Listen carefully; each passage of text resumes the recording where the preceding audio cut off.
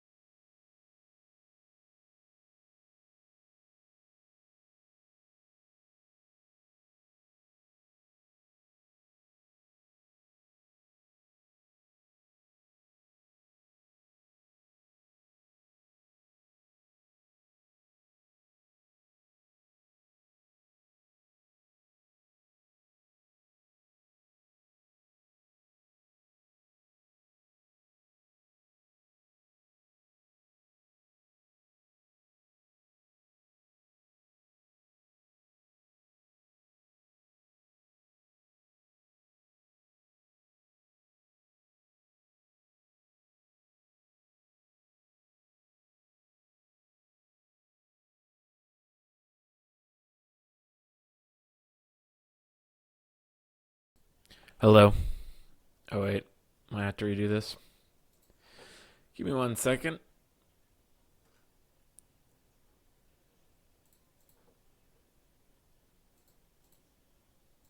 Hello. Hello. Let's see. Hello. Let's see. It's only coming to the left. Hello. Let's see. It's only coming to the left. Hello.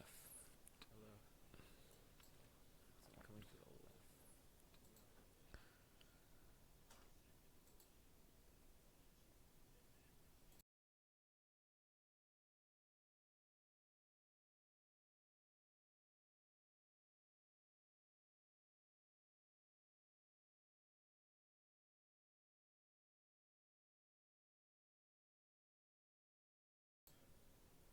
Hello? No.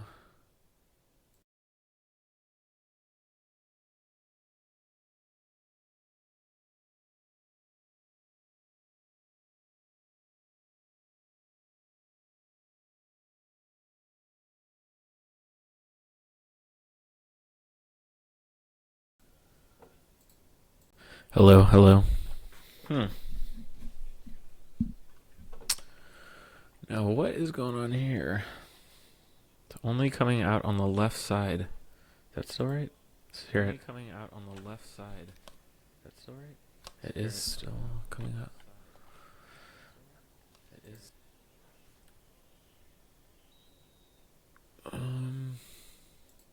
Hello? Okay. Hello? Hello, hello. Okay. Hello, hello. Okay. Hello, hello.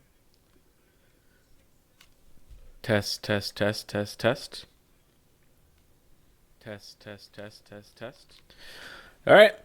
Guess that's all I needed to do.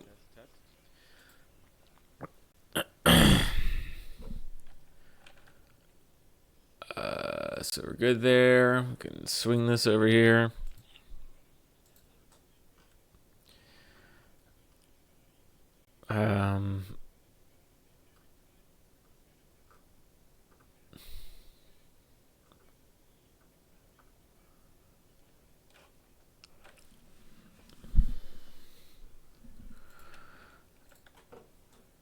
We will go ahead and pull up. We don't have any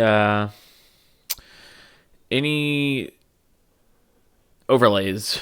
I've never streamed I mean, they're all right here, but I've never streamed how we are streaming nowadays. It's been a long. I used to stream like way too much beer league, but haven't done it in a while. Haven't done it as much for sure. But beer league or not, I've never streamed to where you can just stream without logging in anywhere, which was unheard of until right now as we're doing it. So used to, you only were able to stream by logging in, and then you could connect and everything. But that's not the case anymore. So you can just put in a stream key and hit live.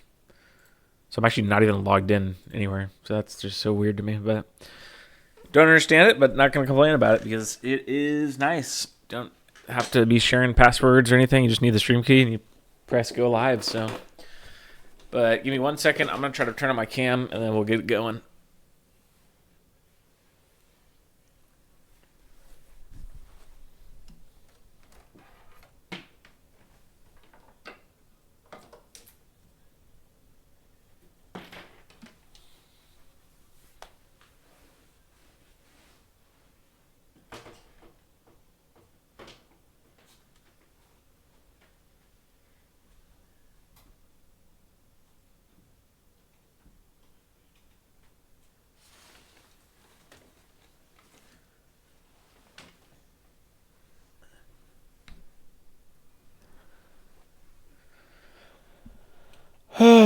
And then I should probably. Oh, my mic is like way too loud. Hello, hello, hello, hello, hello, hello, hello. Hello, hello, hello, hello, hello, hello, hello, hello. And they go Baron. Yeah, okay, that's good. All right, so maybe a little bit lower. And then we do the face cam. Hello.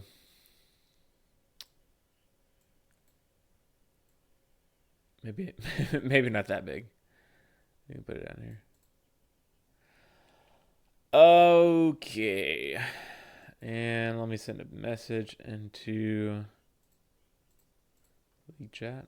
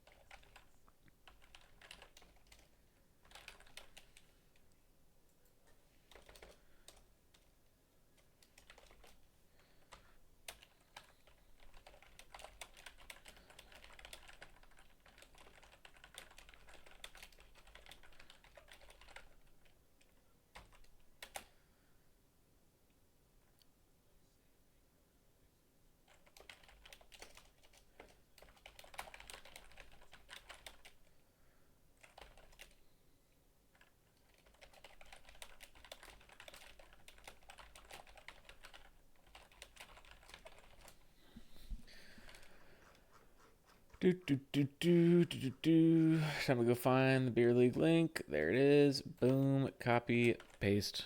Boom. And the stream has officially begun. All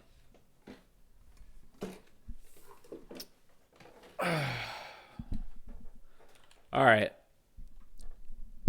So, got some two just absolute juggernauts here.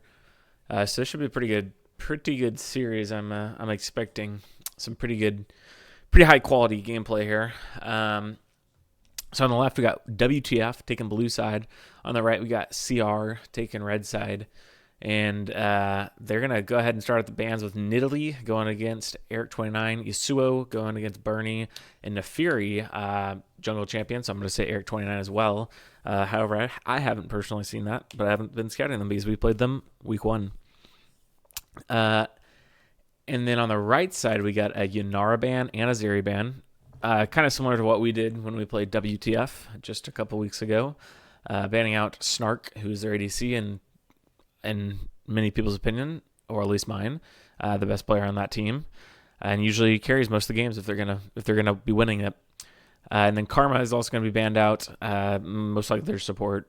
She likes to play enchanters, so that would do it. And then the first pick, Varus, could be. I mean, Varus is an okay first pick. You can go lethality, or you can go on hit, so that gives you some flexibility. Also picking ADC or really bot lane in general. First pick is nice because no one else wants to pick first, so don't blame them there. And then it could also be a takeaway. I don't know who's CR's Stone G. I don't know if he plays it or not. I'm not sure. But what he does play is MF, as he locks in MF, and they're going to lock in the Nautilus. I like that lane a lot. And on the left side, they're going to pick up the Lee Sin and Galio, which Galio could be flexed, could be support. I don't think their support plays Galio. I could be wrong. I haven't looked at their team in a couple of weeks, so I forget exactly.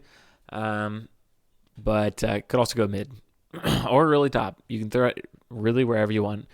Same thing with Swain. However, we do already see the ADC locked in, so it's probably going to be Swain mid, but in theory, could go top lane as well. And then on the rest of the bans, you got Set coming in, and also I'm going to go look at this lobby.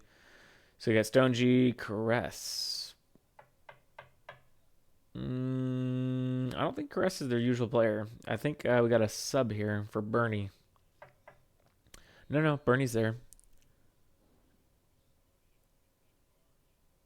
Who is he subbing in for?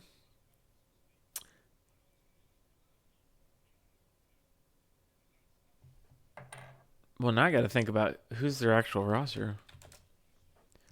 Now I forget. Let me go ahead and check. Yeah.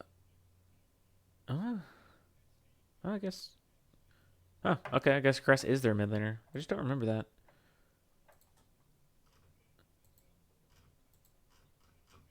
Is that right, though?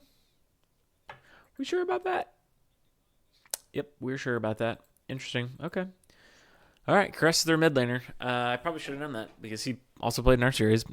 But they're going to band out, or they're going to finish out the bans with Mordekaiser and then Emilio, and that'll be it for the bans. And then on the right side, they're going to pick up a Diana. Don't love that pick. I mean, I see what they're going for, kind of all-in type, wombo, not even all-in, but wombo combo type play there. But Swain, Diana, double AP jungle. You usually want to be a different damage type than your mid laner. But maybe it's a situation where, draft is in a place where maybe their top laner doesn't play a whole lot of AP champions. I have no idea. But that could be what's going on here. On the left side, they're going to pick up Renata, which you don't see very often, I feel like, but can definitely be a good champion. And then Cho'Gath. I've seen a lot of that in ranked recently, so it's probably going to be a Cho'Gath top and a Galio mid. So pretty good comps here. play style wise, like I said, I feel like CR Wombo combo. They're trying to get the Diana off into the MF, but also very skirmishy. Diana skirmishes Swain and Zahin. So all three of them are pretty good. MF, not really, not a skirmisher. And then on the left side, it'll be interesting to see. I think the Varus would go on hit, but I have no idea. Because Diana can get tanky, Swain can get definitely tanky, Zahin can definitely get tanky, and Nautilus can get tanky. So I would expect to see it on hit, but I have no idea. We saw an AP one last night in our series. Could always go that route as well. But if I had to guess, probably on hit. And then their comp is kind of got a lot of crowd control, a lot of things to just, I feel like theirs is just kind of front to back, kill whoever's in front of you. Let the Galio and the Cho'Gath, just tank up as much as you can. Drop down a Renata ult, Lee Sin just do his thing, find a pick maybe in the fight. And then Varus. So, Varus is going to be a big source of their damage. So it'll be interesting to see how they play this map. But I would definitely be looking to gank the Varus because I feel like if the Varus gets behind, good luck to WTF. I just don't think... I feel like that just kind of ruins their comp. But maybe I'm wrong. I don't know. WTF's a really good team. So I'm not doubting either of these drafts. This is just what I'm seeing. And if I had to say, just based off of draft alone, I would say WTF. I just think they have more annoying champions. I think CR is... I can kind of see what they're going for, but at the same time, I'm not sure about this Swain Diana. If this is something different here in the jungle, and then maybe you go something, maybe even Cho'Gath or something. I don't know. I don't know. I'm not sure about this. This doesn't stick out to me as something spectacular or anything. But yeah, what do you guys think? Thoughts, opinions? Also, while we do that, I'm gonna go ahead and pull this up. So, what does this game mean? Let's see. So currently, you're looking at it correctly. These teams have a combined 1 series loss, and they're the top 2 teams in theory. Yeah, they're both really good teams. There's not a whole lot to say about it. So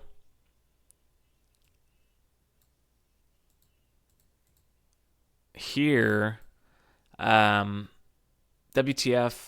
has been dominant the entire season. Dropping 4 games the entire time, which is just absurd. And then CR, same thing, 5 games, absolutely absurd.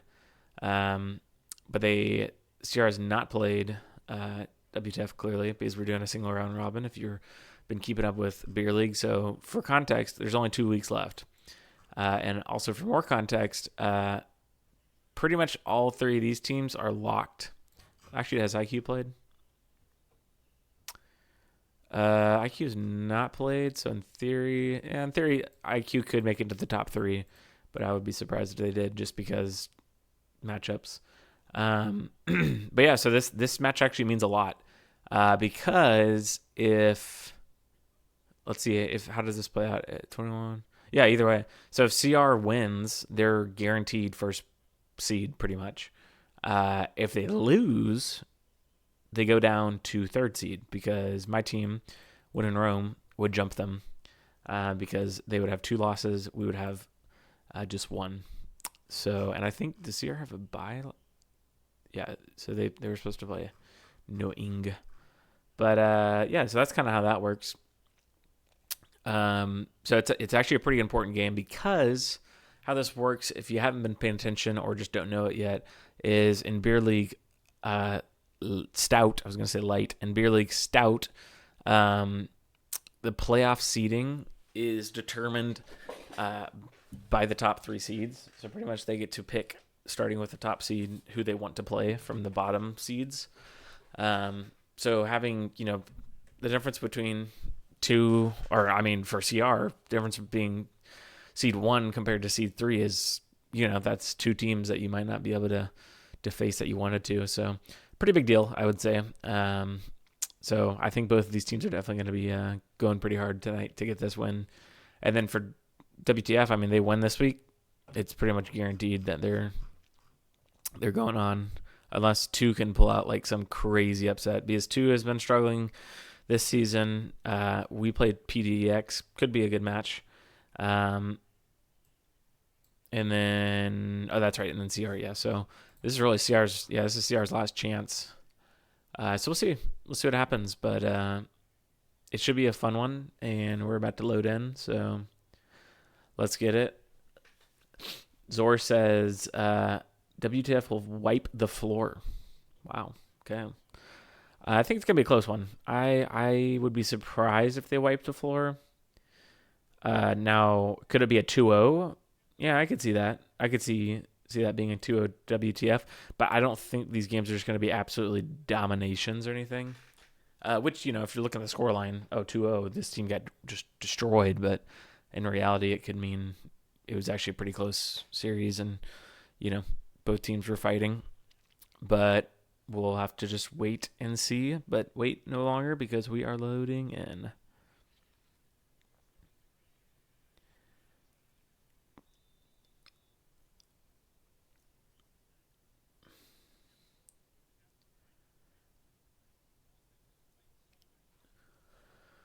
All right, here we go. So nothing crazy. I mean, Zahin taking Ignite, totally a Bernie thing. Very aggressive laner, so I'm sure we'll be watching him a bit. And let me make sure this is coming through the stream. Yep, looks like we're good. So let me tab back over.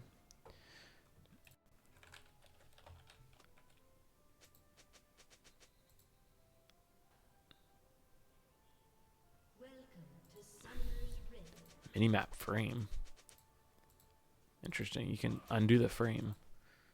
I don't know why you'd want to do that.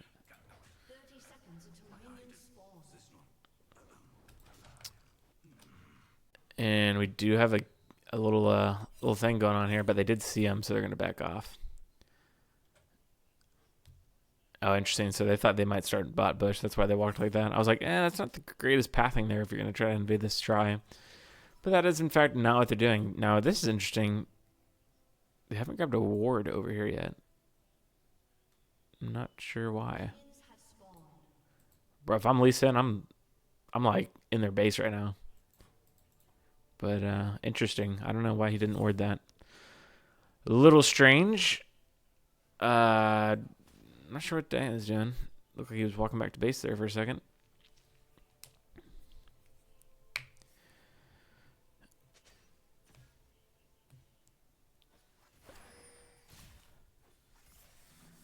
So yeah, players to watch this game. If you've never watched either of these teams, like I said on WTF, player to watch, Snark for sure. Definitely their best player. Carries a lot of their games. Just plays really well. Good positioning. Understands the game for sure. And then on the right side, Bernie, definitely a bit of a monster in the top lane. I haven't watched as much Pure League as I usually do this season, so I don't know exactly how dominant he has been. But in the past, he has been by far and away the best top laner. And he's just very aggressive, as we can see with his Ignite. Now, the jungle, I would say Eric definitely has the upper hand, but I think Hero Stratus is good. So I don't think it's going to be like some, mega gap either way.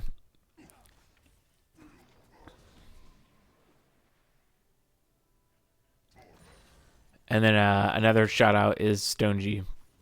Guy is pretty good, so it'll be interesting to see how he plays against Snark, which is arguably, the best ADC in the league.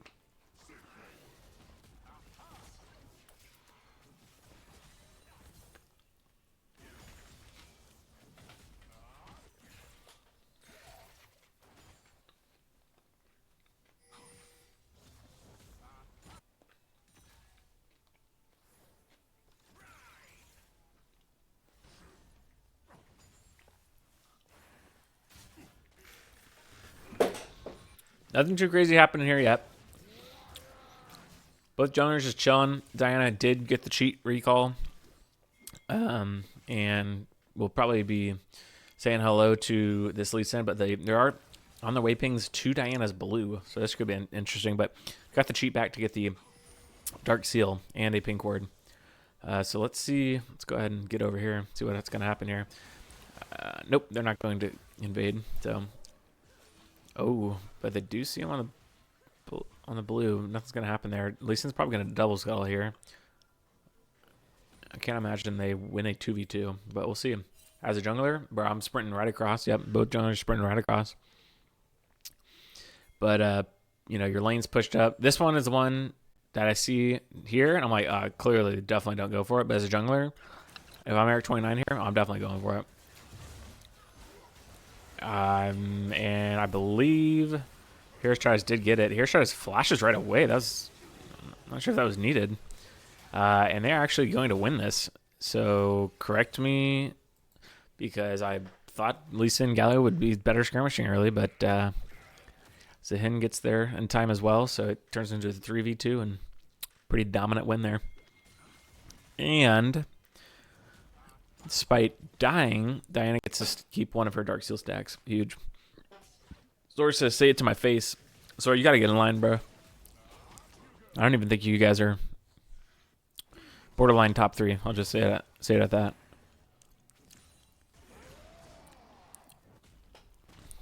And when I say that, I mean bot lane. As Bernie gets way too far up without flash, and he is going to go down. So Scott Pilgrim's shutting down Bernie. I'm surprised Bernie didn't back there, but I guess he doesn't have teleport. So has to play these positionings a little bit different. Ooh, Eric tries to get the cannon, does not get it. Scott is just going to flash over. I don't know about that one. It stays for the plate in exchange for his flash. That might come back to bite him, either on a gank or on a Zahin. Just crazy damage. Also, this is the first Zahin in Bear League. Champion, I don't know what they did to him this patch, but first patch came out, seemed pretty good. At least at the beginning. I shouldn't even say at the beginning. At the very beginning, people were trying to first time in ranked, and I got entered like about 10, 15 times by that horrible champion. But then if someone actually knows how to play him, definitely a good skirmisher, tank. I mean, he can do it all. Scott Pilgrim is level 6. How close is he to... he's actually pretty far behind. He's like a whole entire half level. Oh my, he's a whole level behind, actually, pretty much. Maybe like 3/4 of a level behind. That's still quite a bit. Oh, nice movement by Bernie. Got to watch out for that eat, though. Oh, a flash over the wall by Eric 29. Oh, nice. Gets him. Did he eat? No, he didn't eat. He couldn't eat quick enough. The damage was just crazy from Zahin there. I wasn't expecting that either.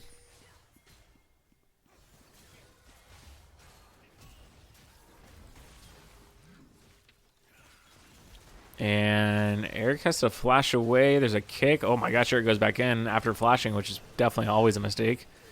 Pretty much. And that'll be a dead Lee Sin, luckily. But overall, not a great play. 2 for 1. And all of CR's bot lane sums used in that. As well as Diana's flash.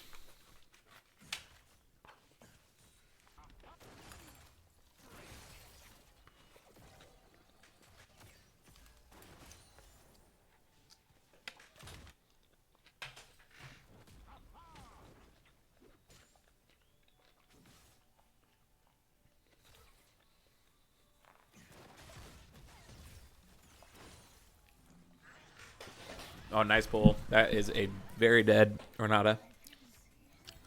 And that is a dead Snark, too.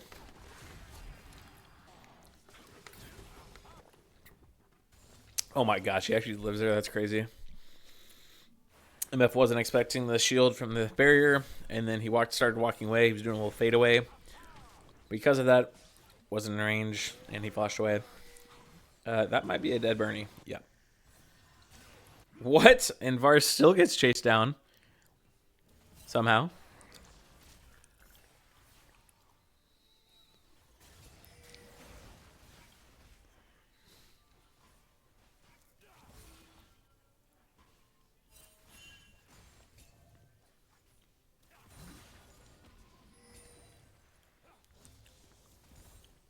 Pretty even game here. 6-6. No objectives taken so far, but Diana seems to be maybe working on these void grubs over there. Yep, and she does take them down. All three. It's a nice little play there. Diana's going to look in the top side of the jungle. Not going to find anything up there. As Lee Sin is going to start it up. Nautilus does see him. Diana is running across mid to try to contest this. I don't think they're going to get there here in time. Yeah, it's going to be too late unless Nautilus does some like crazy crap here. Stalls him out. Yeah, the Dragon's definitely gone. Stone G doing some damage here on Varus, but maybe not enough because it seems like he's going to die, but he will take one down with him. That's actually a pretty good trade. And a big Diana ult, and this should be a win for Diana, I would assume. Maybe? Have an E? Yeah. Oh, he could have kept going. It doesn't have an E, actually. Hard to play. And another very even fight. 9-9, and pretty much dead even in gold. Now both teams have an objective. That was a big kill by MF to solo the Varus while the Renata was there too. That was a big time kill because if he doesn't get that, that fight goes way different if he doesn't get that.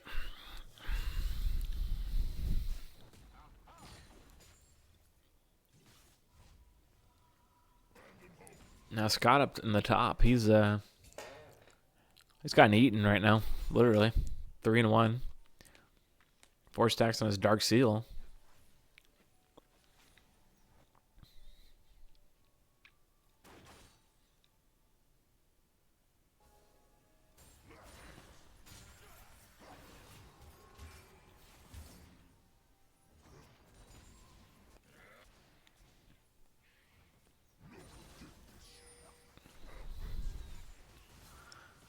What a boring lane this has been in the mid lane, huh?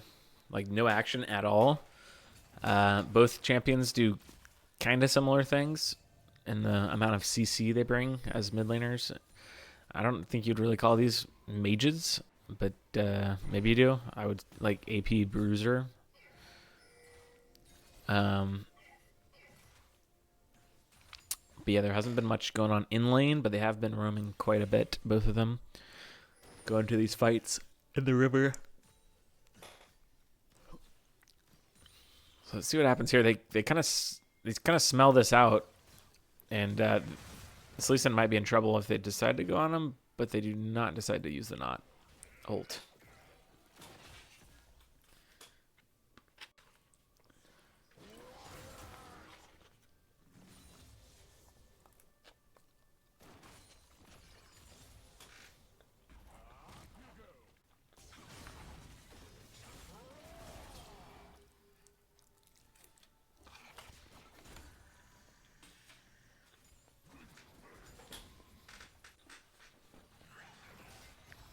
Diana is looking here, but not going to get into range of anything. Nice Renata ult. As Lee Sin's going to come back from behind. Great. I don't know if Lee Sin knew he could do that or not, but either way, very good. Oh, nice flash, but flash is followed up, and he is going down. But Bernie, good job on buffering Lee Sin ult with his own ult.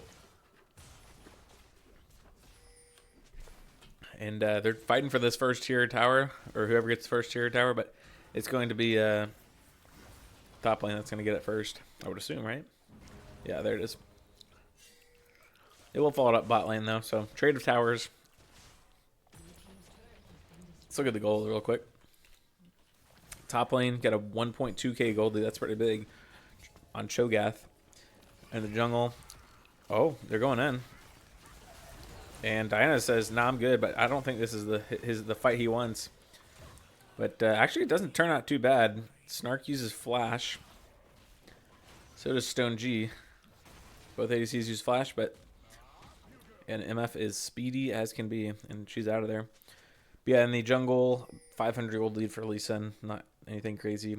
Swain having a secretly massive game in the mid lane. 102 farm. Only about 35 CS over his opponent. So he's actually 1k up right now.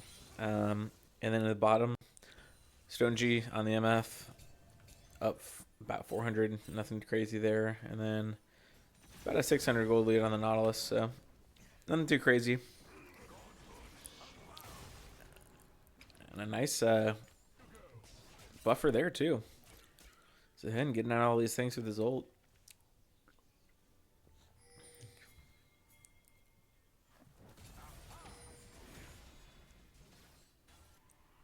Now we'll see what goes on here. Will they try to contest? Vars is coming from topside. Stone G taking some crazy aggressive pathing. Oh my gosh. And Lee Sin felt so passionate about that pathing that he literally just flashed over the wall. And that's going to work.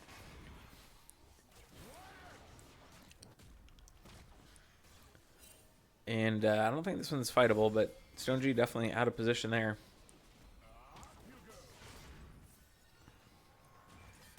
Definitely out of position there. Can't be pathing like that. Also, I don't even know how he got there. His entire team was on Dragon. As we see some type of steal attempt maybe coming in. Let's see his vision.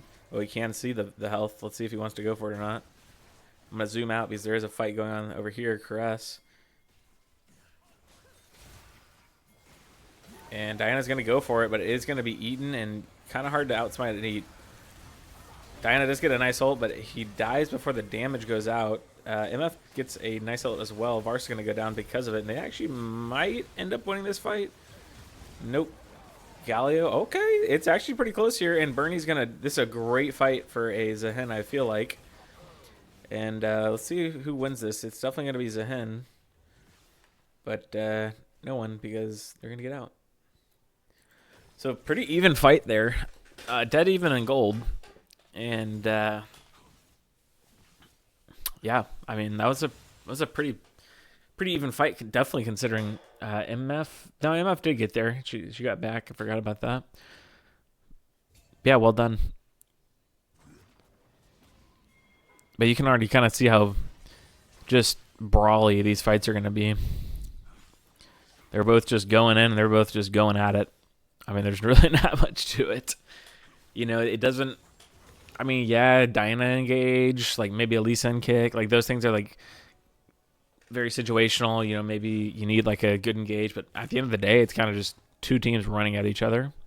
I'd say the Renata ult kind of falls into there as well, and maybe the MF. Okay, so maybe it is more than I previously said, but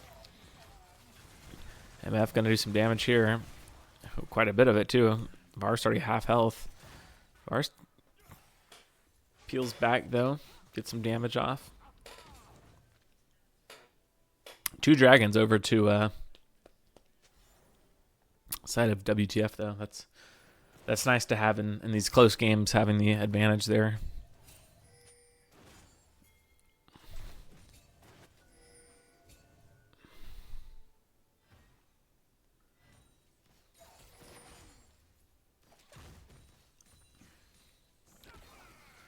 Nice ult from Snark, but will there be enough to follow up on it as he's just going to ult and dead? Okay. I'm not sure about the MF ulting. I mean, maybe he just said, hey, I'm not going to be able to get out in time anyway, so might as well just go for it. But, yeah, fair enough.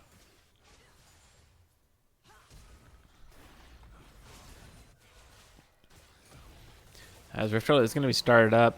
Stone G nowhere to be found as he's in the vortex of death, and they're going to try to go in here. Zehen all by himself on the backside. This might just be a leave the man out as he does ult, doesn't quite buffer it. Massive knock up coming in, but this just does not like it's going to win unless Swain just does Swain things, which he's getting close to being able to do Swain things, and my gosh, they need some heal cut, but it is going to be enough. MF is here, doesn't have ults, but this might be fightable, actually.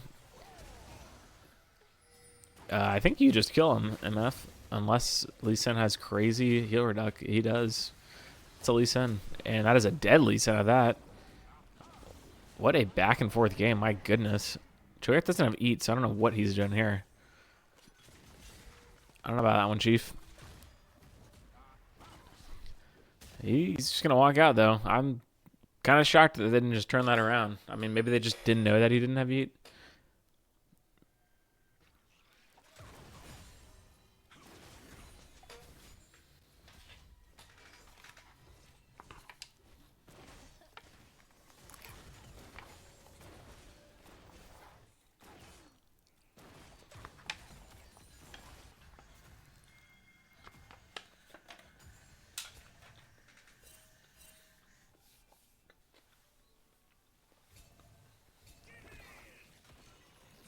Var's going to hit the ult. But they might have chewed off a little bit more than they could. Oh my gosh, the Varus just one taps the MF. And the Diana does literally no damage. Feels bad. Diana is going tank.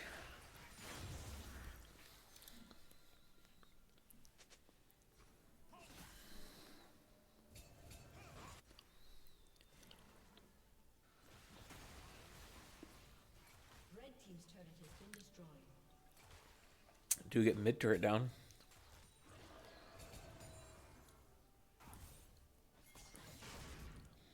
So it feels like the Swain is going to be the biggest part of this game. You know, I really do think they need some heal cut though. I don't see any of it so far. I think on both sides, honestly, they need heal cut pretty badly, but especially WTF. Diana gets kicked out of the fight and gets eaten. That's actually pretty massive. This might be a fight that they want to take. If I'm Caress, I'm just continuously running at them right now. No Cho'Gath eat, no Lee Sin kick there. I feel like they should have maybe forced on them a little bit harder. I don't think MF was there, and I know Diana's backing, so maybe that they were just like, hey, we can't do it. That's understandable, but there might have been an angle there.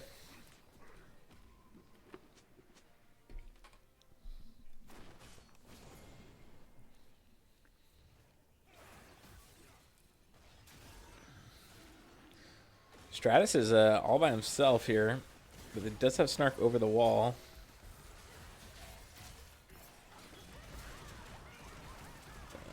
Some alright damage comes out from there, but Varus is also wasted, so it's not really that big of a deal. Nice Cho'Gath double knockup, as Zahin is almost already dead, and he is dead.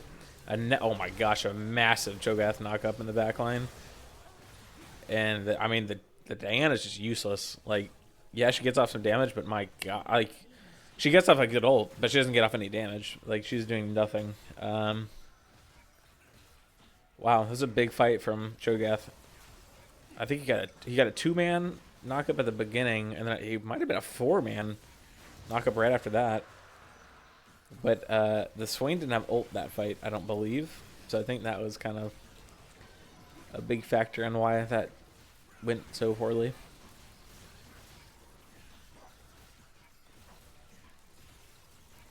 And they're going to pick up the dragon and the Otacon.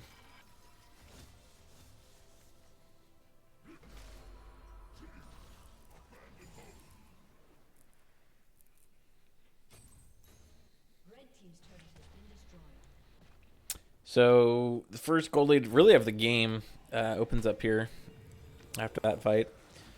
Before it was pretty close. Now it's starting to open up a little bit. 3.5k gold lead. As you can see, top lane still got a 1k gold lead. Jungle now has a very large gold lead, 2k, which is definitely problematic when one of your best players is down 2k. Not even because you're just, if it's your best, one of your best players, like, he just usually knows how to deal the damage correctly, you know, output a lot of damage when he is fed. So him not having items is actually a pretty big deal. Galio down 1.2k, so their hope still remains in this Swain. ADC Snark doing what he does best, 2.5k gold lead there, and support's pretty much even. True, as well. Fustra points that out. It is a takeaway. This Lee Sin pick, but they do both play it, so.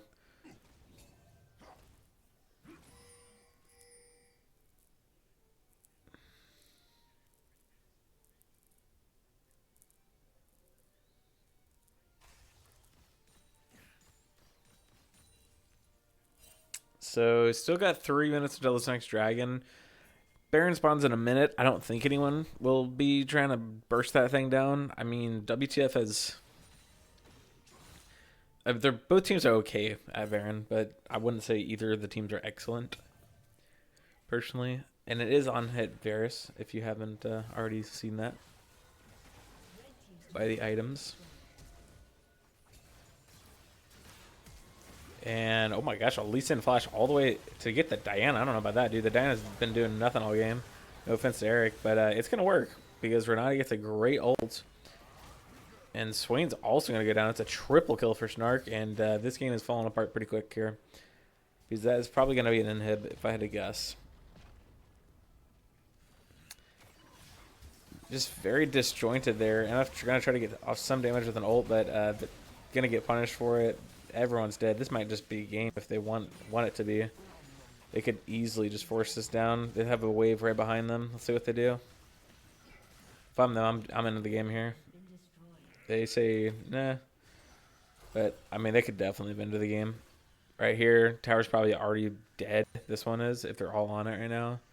Now they're onto the second tower. Diana's just now out. This one's probably pretty much gone by now. Now Swain's up. I mean... I'm kind of surprised it didn't end there, honestly. It looked pretty easy. I mean, it would have been like, yeah, kind of close, but your team is so far ahead at this point. I mean, you have a lot of CC. I mean, Galio, Cho'Gath, both massive. But at the end of the day, I don't think it's going to matter, but still surprises me, though. Well, if you are CR right now, what are you doing? Personally, I don't know, dude. Diana's just so useless. I mean, I love Diana. Play her all the time. But in this game, holy moly. Literally doing nothing. Like, they just feel like they do not have enough damage. Like, look at this Cho'Gath. This Cho'Gath could literally stand here for, like, 8 years. Let's go ahead and put the team fight mode on. As Eric 29's almost already dead. And Zahin is dead. And, nah, everyone's just dead. All right, they're trying to pad stats. Oh, surely we're not going to hit the Baron here, right? The game's completely over. What? Okay, okay, they're padding stats.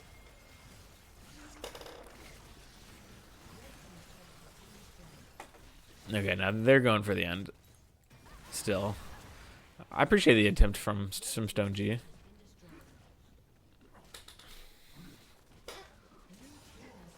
And that is a pretty clean game. I mean, it was a close game, probably until 17, 18 minutes, something like that.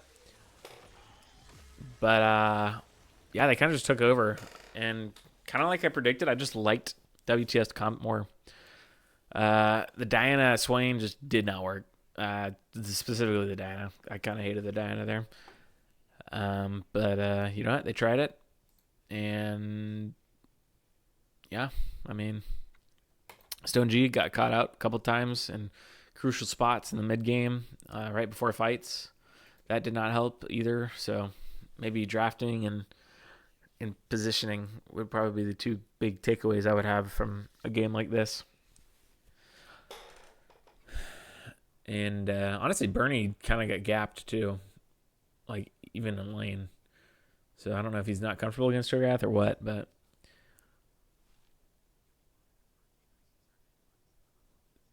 Yeah, it's an end angle. Yep.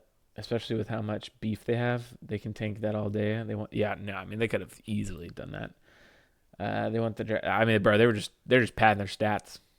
I respect that. I get it. Also, we gotta look at the stat board after this.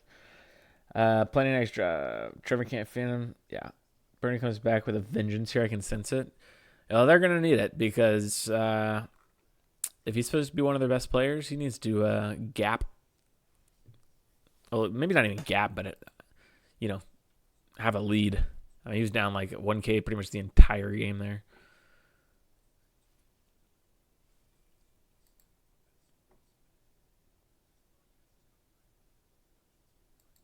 I don't think I even have the new champion. How's it saying I don't have any champions?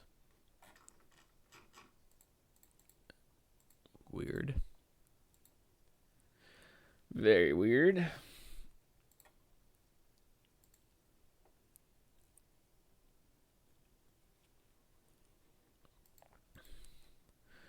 Bum, bum, bum, bum, bum, bum.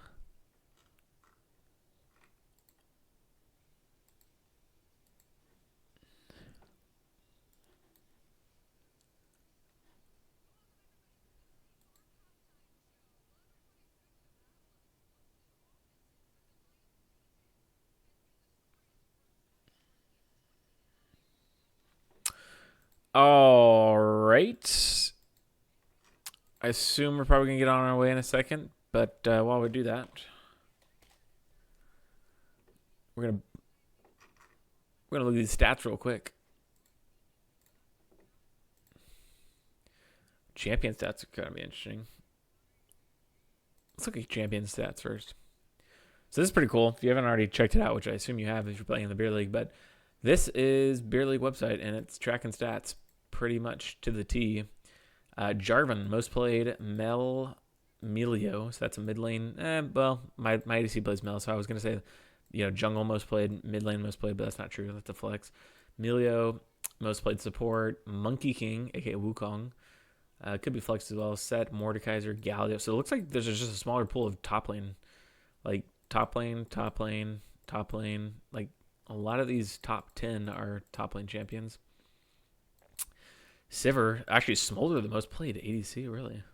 Kind of surprising. Best KD, Mel. Yeah, sounds about right. Best overall KD, Akali. In Italy. Hey. Hold up. Someone just played in Italy last night and go pop off or something? What's going on here? What's that happening? Kills. Actually, per game is so much better. Kills overall mean nothing. Kills per game. Graves at 15. Wow, someone had a really good game on Graves. 15-3 and 15. Sounds like a Pyron type game, if you ask me. Akali, Karthus, Nidalee. Whoa. What? Look at this stat. This is crazy. 4 games, 13 kills, 1 death, 11 assists. Gosh, dang, we got some good Nidalee players in this league. That's like crazy. 13-1 over 4 games. I mean, that's some serious stuff. Pentakills. There's been a pentakill in Italy. Smolder, Mel, Victor, Tristana, Twitch, Italy.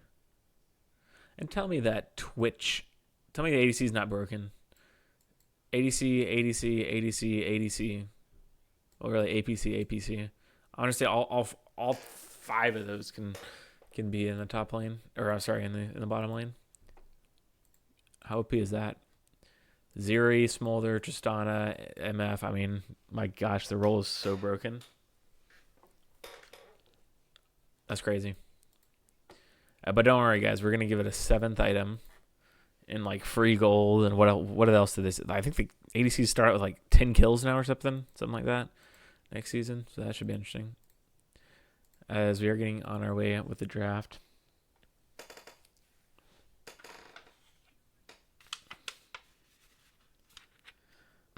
Welcome. I've been watching the Cowboys game as well on my other screen.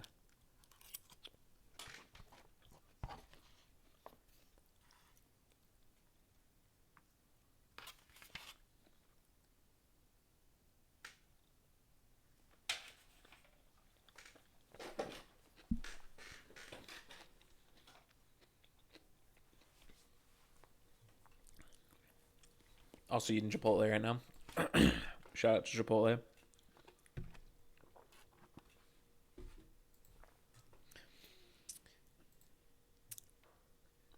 But I will turn on my face cam again. Huh. It's not showing. Oh, I see. Bink. All right, back into the draft. WTF taking, CR staying with Red Side. See if they have to cook up here I don't know who got side selection first game, but same sides. They're going to band out Yasuo, Nidalee, Tristana. Tristana was not the same as game one. Don't believe. Yeah, they banned out Nefiri, so they left open Nefiri this time. Let's see if they want to pounce on that. And on the right side, they're going to be out the exact same thing. Yanara, Karma, and Ziri. And on the left side, they're going to pick up Kaisa. On the right side, they're going to pick up Lucian Nami. Oh my gosh. They said, you know what?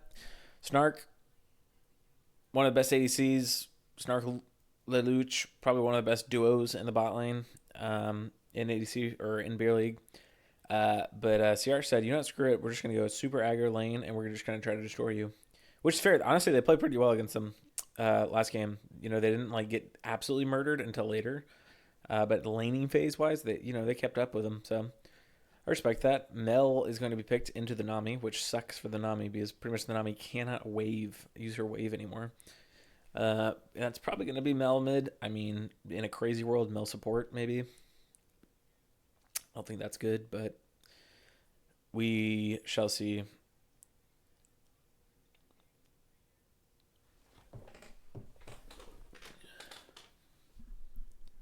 Doesn't seem like a Lelouch champion anyways. Vi. Ooh, I kind of hate Vi, I'm going to be honest. Vi is just completely dog right now. Unless...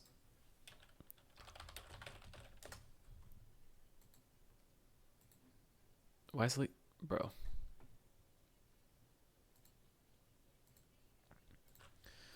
We're going to go look at the batch notes really quick.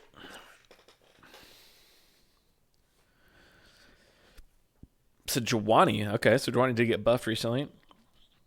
And I believe AP Sejuani got buffed. So will we see that? I don't know. But let's see.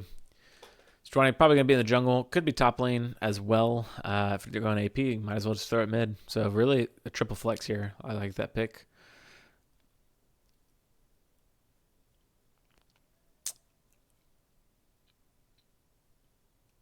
CR thinking about their bans here.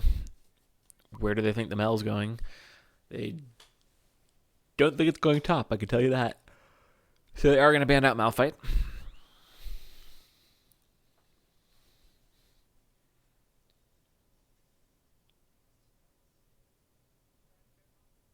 They are going to ban out Nefiri.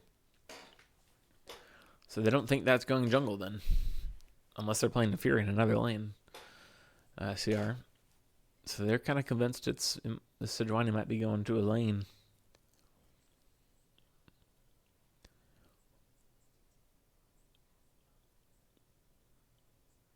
And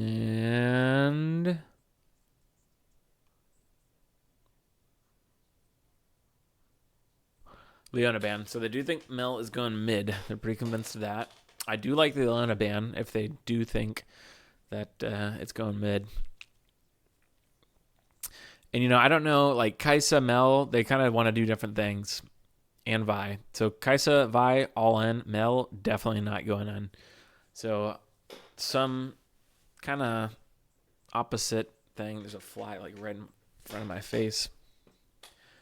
Some opposite play styles here so far, which my team made the mistake of at some point. A couple weeks ago? Actually, when we played WTF, we locked in... Dang it. We locked in Mel when we should have locked in Kaisa. A TF. Very interesting. Okay, WTF going crazy here with a Vi pick and a TF pick. And a Mel pick. So now it's really, okay, where's this Mel going? Unless it's TF top. Oh boy, they locked it in. TF. It's got to be male support. That's what I would guess. Don't think they're going to put in TF top. And if they are, they're going crazy. Aurora could be a flex too, though. Aurora top, Sejuani jungle. There's a lot of flex on here. They should give us some clarity, though. Whenever WTF picks here.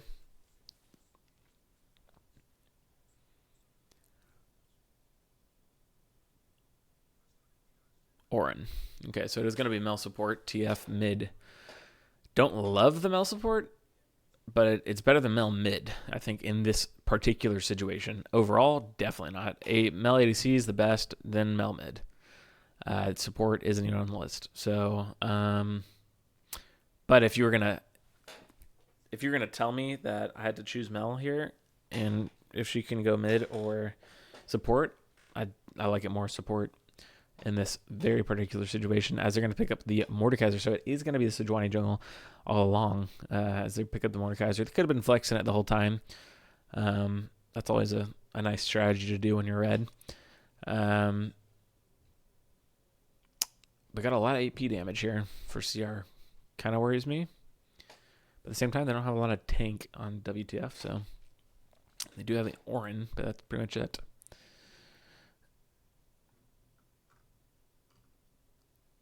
Look at all those beer league people. 133.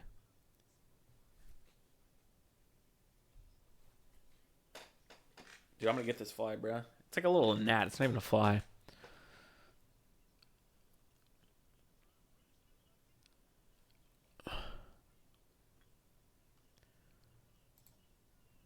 Got a bathroom break going on, so while we do that, let's go vision score here. Rel, Pike, Rakan. Okay, what's the most for a non-support?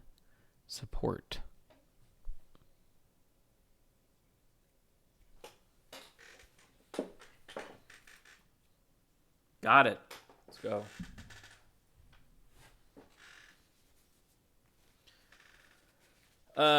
Most for a non-support is Fiddlesticks. Most likely. Elise. Graves.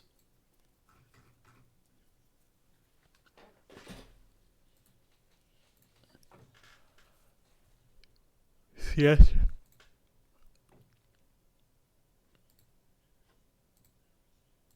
Once I start up the draft, we'll start looking at the actual game. But for now,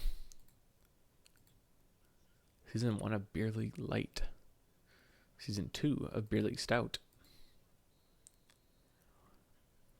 What was I gonna do? I got player stats. All right, let's look at the real stuff here per game. KDA. Who has the best KDA? Actually, who's the worst KDA? Muffin Man. I mean, I'm just looking at games, really. Games played. I mean, Vixpian has quite a bit of... Wait, Tai has tons of games. Oh, Tai. What team is Tai on? I don't know. But Tai is struggling. 1.14. He's a late season bloomer. As on the opposite side, Why Rebellion. I know that guy.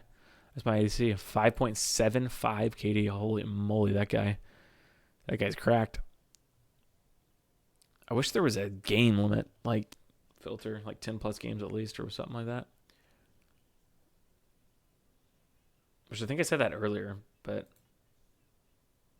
I think Ben said it would take a lot of work to do, which is fair. Gold earned per game. Snark. Valid. Let's go. I'm in the top 10. Huge. Gold earned. Snark. By like a long shot, too. I mean, Snark and then... this guy only played 2 games, though. 5 games, 6 games. So really, like, I'm in the top 5, then. Say less. No, I'm top 6. Let's look at CS per game. Snark also at the top of this list, so you can kind of see a trend here. Yeah. Bernie's here in this series. Represent my team. Boom, boom, boom. We like minions. Gold spent, doesn't really do much to me. Lelouch, there you go. So yeah, these are some of the top teams. Snark, Bernie.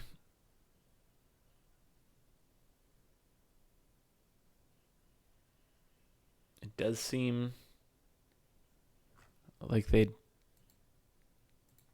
have a lot of people in the top. Scott. Wow. Okay, Scott, I see you. Some of the least deaths in the entire league. Vision score. The Abel Avalon? Is that guy a CEO or something? Anzor? Oh my gosh. Best bot lane in the league. Lelouch there.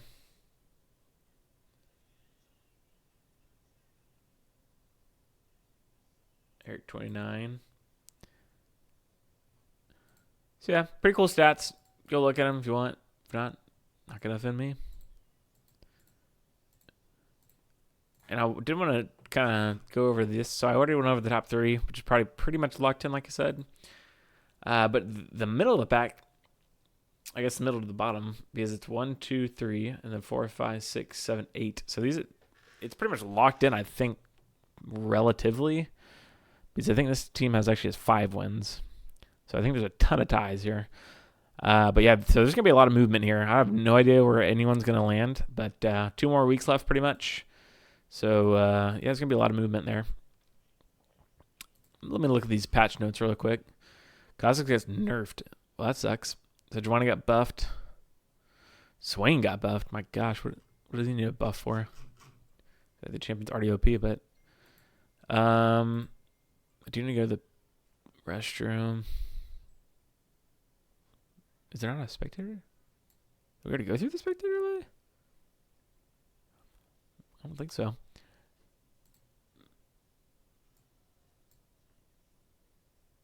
I don't know.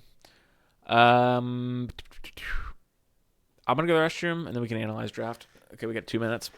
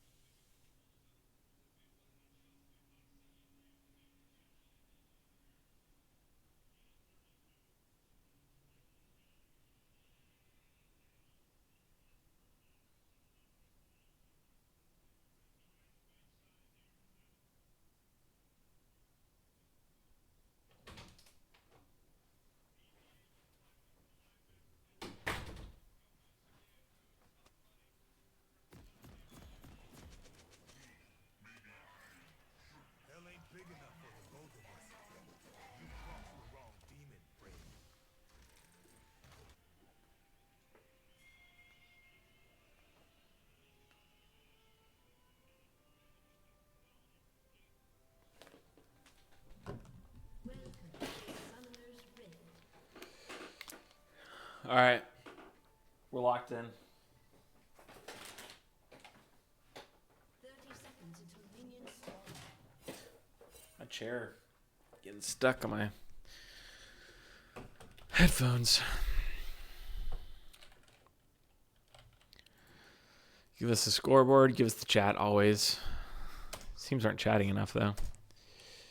Predict the timers.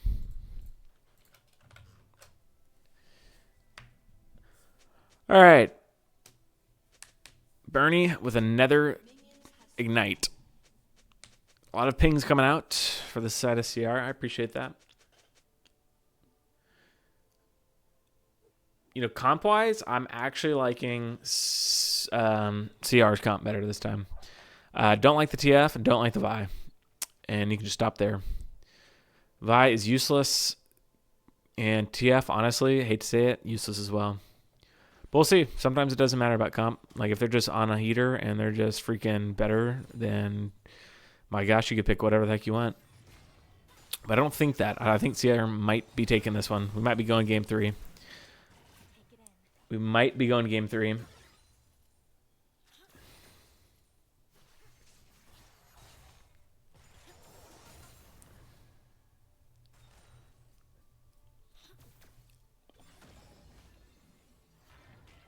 Oh. Trevor, you tried the honey chicken at Chipotle. I have not. I usually get steak. I have tried the barbacoa before. Actually, maybe have then. Yeah, I think I got the barbacoa and the honey chicken once, like on accident. Like, they just gave me the wrong order, and they put those both in there. Dude, it was so good. Mel is too toxic. Yeah, Mel does go pretty good in this game, but Mel support's kind of garbo, so. Can we get a wager going on game 2? Dude, if I knew how to do that, I would totally do that. How do you do that? I'm tabbing out for a second.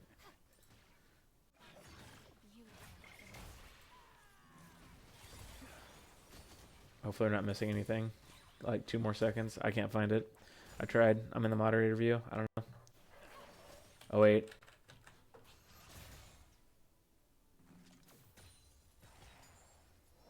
Nope. No idea. I tried. Man of the people as we get an invade. And Eric29 is invading on Sejuani. Okay, this is going crazy hard here. But, dude, I'm telling you, Vi's literally useless. So. But Caress seems to be in a bit of a tough position. That is a crazy invade.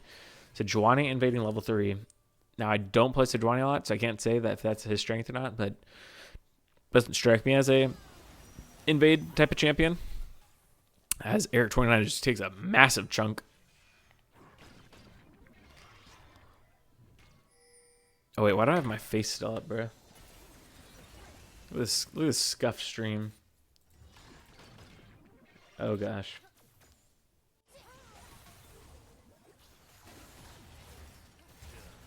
As we get a fight breaking out here.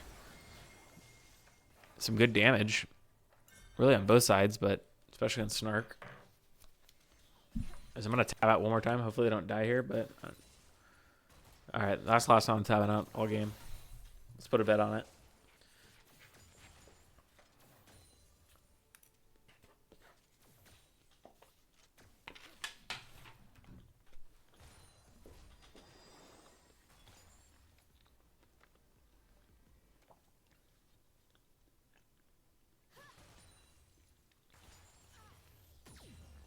Sejuani looking very ganky here. They're going to go ahead and engage. Snark is very low.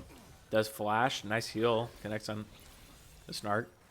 That should be a dead Lelouch, if I had to guess. Yep. That is a dead Lelouch. Tried to flash. That ain't going to do it, though. Too much damage.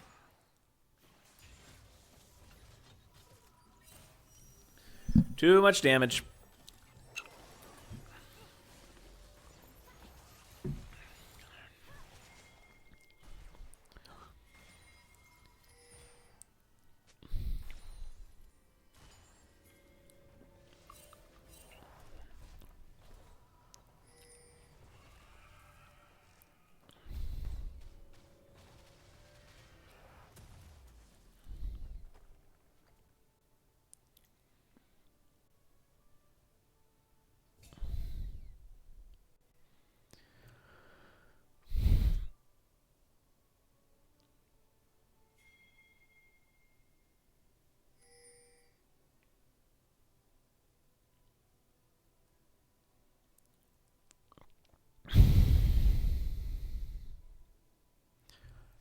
So far, looking pretty good. I mean, double their kills, not a big deal. But prediction is looking pretty good. But nothing too crazy happening here. I don't expect, unless something crazy literally happens right now. My gosh. All right, we're going team fight mode. Here we go. Break down the walls. It's going to be smite fight, and the Kaisa gets it, but Lelouch is already dead. My gosh, is that champion useless in the support role? And this, oh, it's going to be a wipe.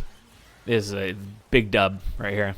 They get the dragon, but at what cost? Is they're all going to die, and that is a double kill. That is a triple kill to Lucian. Yep. Oh, man. Is it too late to bet? Because, my gosh, I would totally bet on CR. Yeah, I just don't think they have a good comp.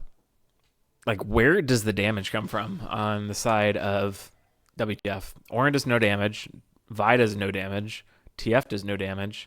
Kaisa does damage. Mel does somewhat damage. So, it's just like a fight like that. I don't know. I find it very hard for them to win any fight. But if any team's gonna do it, WTF's gonna do it because they're legit. They're definitely legit. Meanwhile, Bernie did already use his ignite at some point. Oh, he got a kill? Did we just completely miss the kill? Bro. Oh, it was at the same time as another kill, I think. Yo, we're backing up for this. Bernie doing his thing.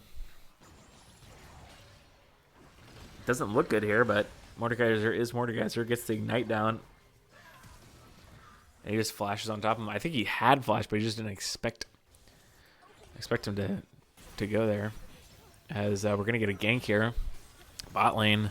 They're both going to go down. Wow, great gank. 2 kills. We're going to try to speed it up to get back to live. Surely nothing happens, right? Yep, nothing happens. Back to live.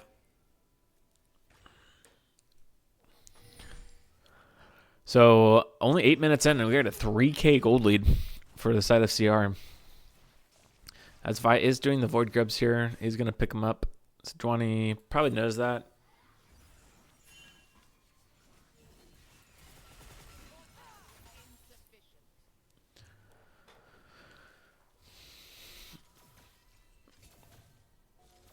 That was a big Lucian. How much gold does Lucian have on this back? Only 850, really. I guess he maybe just backed. I don't know.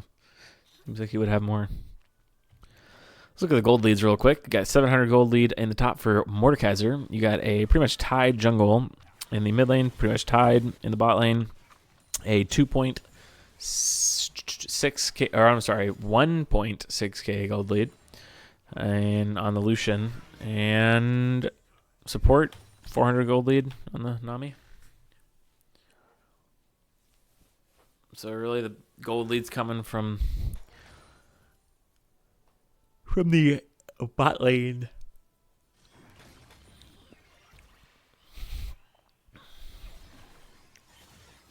Seven KP out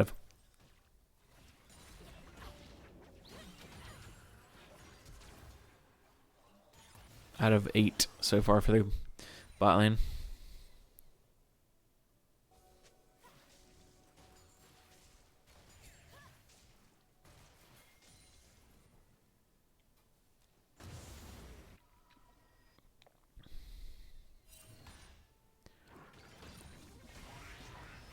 Barney taking some push, but isn't really going to do much to him. Barney starting to build up a lead here, and specifically his farm is up 33 right now. That is a large lead already. Fi's got a bit of a lead in the jungle. 12, which is pretty big. It's 3 camps.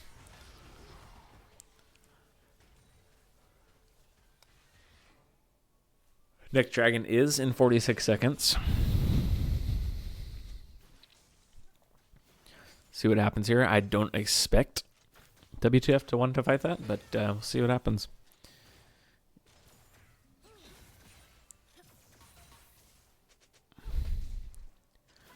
Pretty much everyone has sums. TF's flash is down. And that's really it. Sejuani's flash is down, so...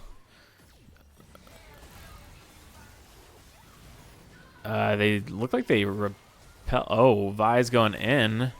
And a nice ult by TF. They do get Lucian stunned down. And actually, he's going to go down. Wow, nice collapse by the side of WTF. And a fight that they probably shouldn't have won. It looks like they are going to win. So it looked like, oh, they're going to actually pick up one. They're pretty low now. Oh my gosh, Crest is going for it. Oh my gosh, he gets a second. No, surely. Okay. Crazy play, though. Still, getting two shuts down the opportunity for Dragon. But yeah, it was a bit of a force. If you go back, I mean, the Sejuani comes in, and like by the time he's engaging, they're already pretty much under their tower. Then he ults, which, I mean, at this point, you just kind of have to give up on the play. But he decides they want to go in on it, and then I think he gets reflected, too. So, just not a great engage. Put him in a kind of a pickle, and dude, what are the odds? I literally go off of direct again for like 2 seconds, and let's see what happens. An Orin ult comes out, and Orin's like, oh, okay. He just goes for it. I thought Mordekaiser might ult him or something. It might last a little bit longer, but no, he's just dead. And Mordekaiser did have flash. I'm surprised he didn't flash the ult. But back to where I thought it would be is Sierra's going to set up on this dragon and say, come on into us if you want to fight. And let's see their vision here. Lelouch, they are giving it no vision. As a dead dragon, and I'm going to go ahead and speed this up back to live. Back to live.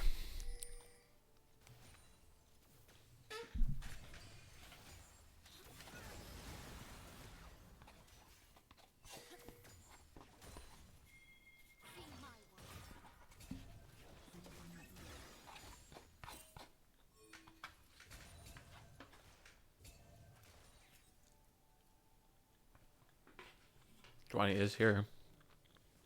I don't really like the Sejuani going and like tower diving. But clearly they know their limits a lot better than I do, because holy moly, that was literally perfectly executed. Great work. I wasn't sure because I feel like the reflect does so much work, especially against Sejuani. But and Nami. But didn't matter. That was really well played. That was a really, really nice kill there. They get a lot of pressure, a lot of gold off of that.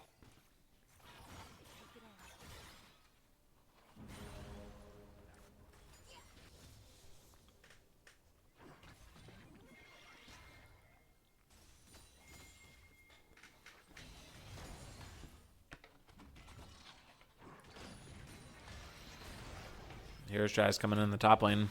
Hard to gank Mordekaiser. Let's see how this goes. Does still have ult. He is going to ult, and that's probably a dead buy. I've seen this one before as a jungler. Yep.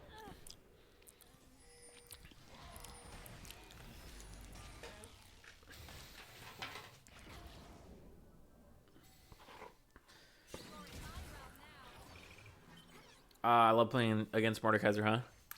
So fun. Just really interactive.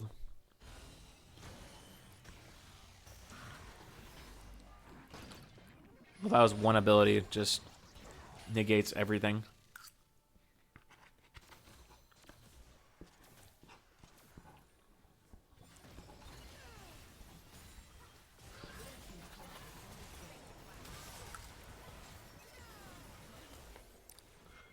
As the Mel support is having a hard game this game.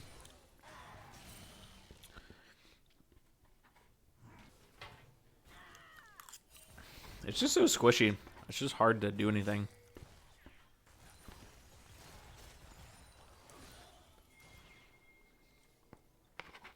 Also, especially with paired with like Kaisa, I don't really get that.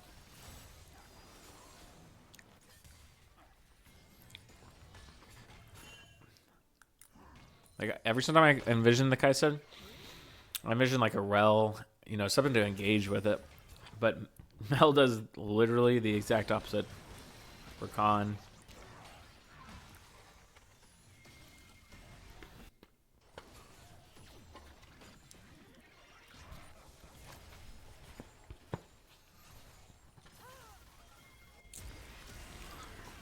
And Mordekaiser, about to do Mordekaiser again, as that is a dead Orin. And probably a dead Vi. Nice Mel reflect. And Mel has to flash out. And Vaya also had to flash. It's going to be mid tower down. Very nicely done. Eric, 29 in the jungle, having a much better game this time around. He's really having an impact on the map.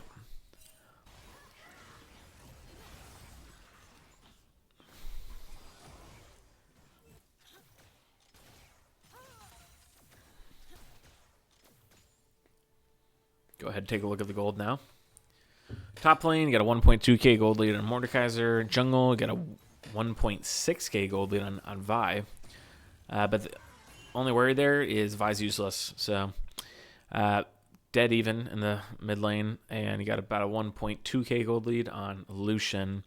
And about an 800 gold lead on Nami. So, really, gold lead is, you know, the reason why it's anywhere close right now is because of the Vi. So, we'll see if what I'm saying is just completely wrong. And the Vi just absolutely goes crazy here. But. And I love Vi too. It's funny because I said the exact same thing about Diana last game. Play both the champions all the time. As TF is very dead, and that is definitely going to be a dragon over to the side of CR.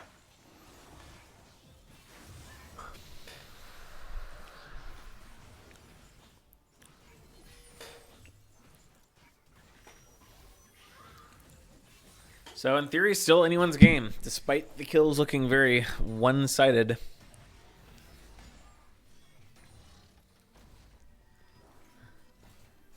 It's definitely still anyone's game, as it is only a 1.6k gold lead, which is really not much.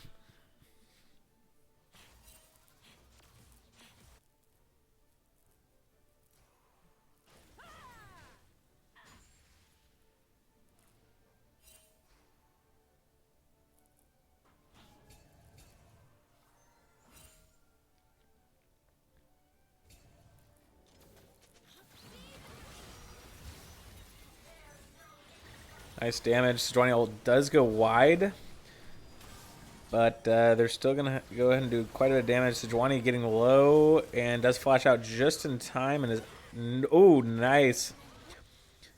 The AoE splash from the E of Vi does take out Sejuani. And on the end of the day, it's a 2-for-1 for the side of CR. Lucian chased down Kai'Sa in the back of that fight.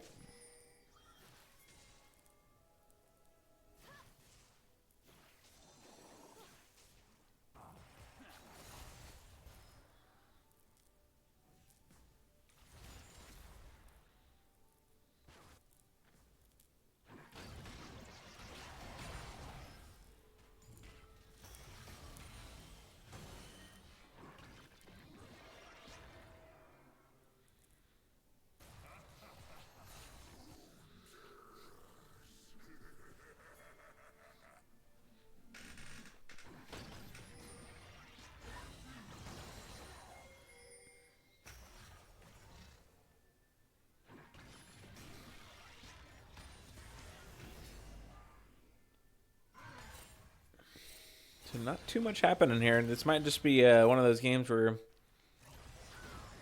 Oh, as I say that, Herostratus gets found in the jungle. They are going to go on this. I don't know if they're going to have quite enough damage, but actually Kai'Sa is going to die. Some might say, hey, that's the jungler's fault. What the heck is Vi doing? But in my opinion, why are you there, Kai'Sa? Don't follow me up. That's what I always say in ranked.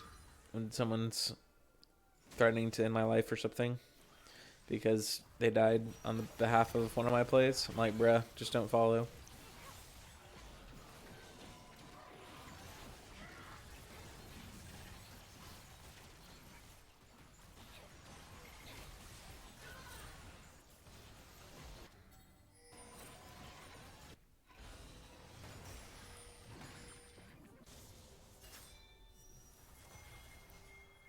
Stone G, looking for some damage there.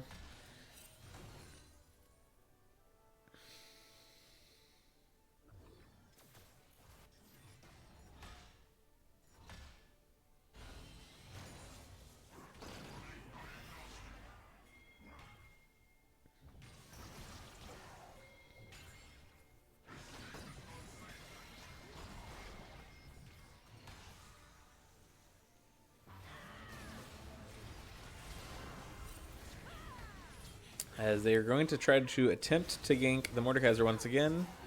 And the exact same thing will happen. Oh, Mordekaiser could have played that flash a little bit better and probably could have killed the Kaisa.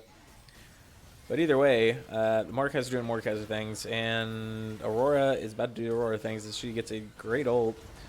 Kills one, kills a second. Can they get a third? So Sejuani going to be able to take one more tower shot. Great tank. Now he's in trouble, though. But does TF do any damage? He does. Okay. So he's able to take him down. But overall, a nice little play. They keep trying to gank this Mordekaiser, but really no one can survive in his realm. So it's like almost impossible to do anything. Which is why that champion is so annoying.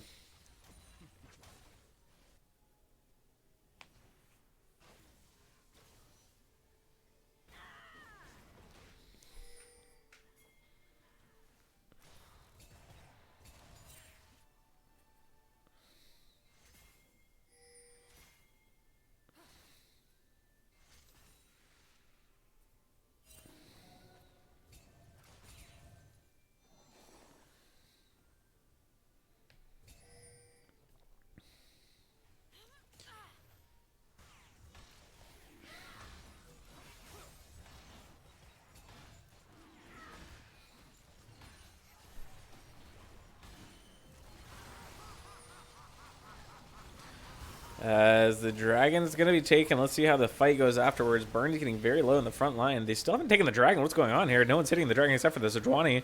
And Aurora's in the backline, but she's going to instantly go down as well. Look at the team fighting from WTF. A great Auron ult. 2 flashes out from with the bot laners of CR, and that's going to be a dead Sejuani too. And actually a TP from behind by TF, and that is going to be potentially a dead Stone G, but not quite. Dodges the cards, and he's out of there. So great fight. They found a fight. I'm not sure what was going on there. No one was hitting the dragon except for the Sejuani. So they could have definitely finished it quicker and maybe could have been able to do something there, but I'm not sure. And then Mordekaiser got a little bit too far forward without ults, as his ult's up now. And then Aurora tried to go 1v5 in the backline, but that didn't work either.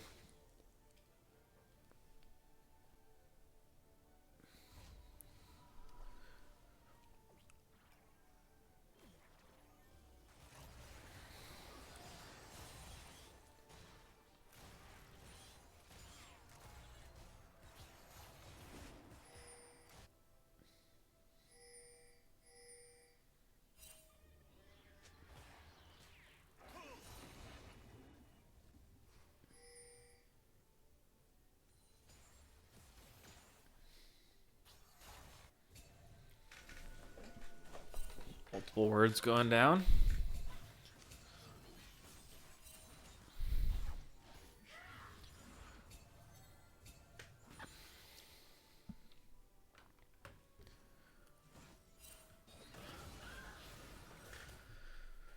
Still a 3K gold lead after that. They got one more dragon until Mountain Soul. That's going to be a massive thing because, like I said, I don't think... I mean, if they get Mountain Soul, I don't see any chance they'd lose this game. They just don't have any damage on the side of WTF, so I just don't see how they get through a Mountain Soul. Uh-oh. They're circled up and brought down, and I like the idea from Eric 29, but no follow-up on it. On the Nami wave there. Caress looking for something, and they do find the... everyone's just dead. Kais is probably not going to get out here. Oh, she flashes. She will get out, and Scott Pilgrim will not. Nice play. That should be an inhib. If they want to go Baron, though, they could. See what they prioritize here. I would say either is fine.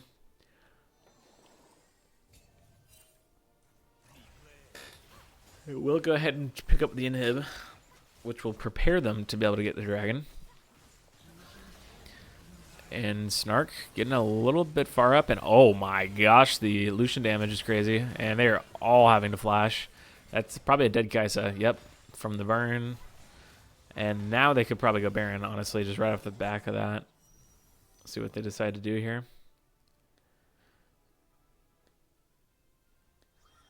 Man, the damage is crazy with all the money they have.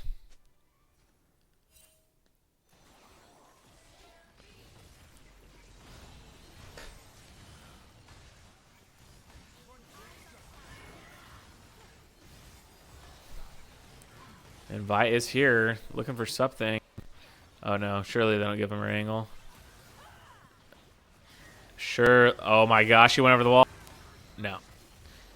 My gosh. The fact that it was even that close is scary. 20 went over the wall. And the Vi went into the pit. Switch spots there. A little scary.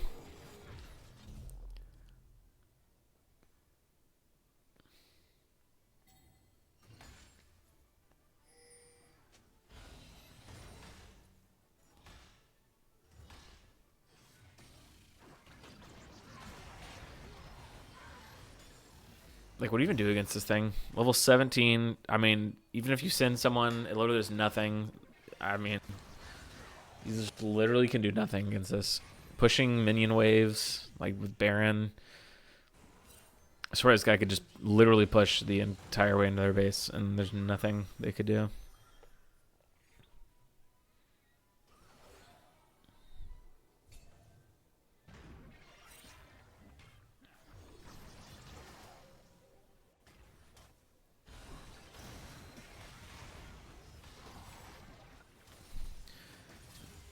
Mordekaiser's just chilling because he knows at any point it's really just a 1v1.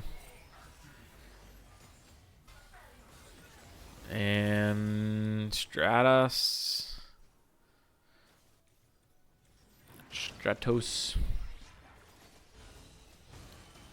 Oh my gosh, bro, this Mordekaiser is literally just 1v3 over here. They can't even stop him from getting the tower.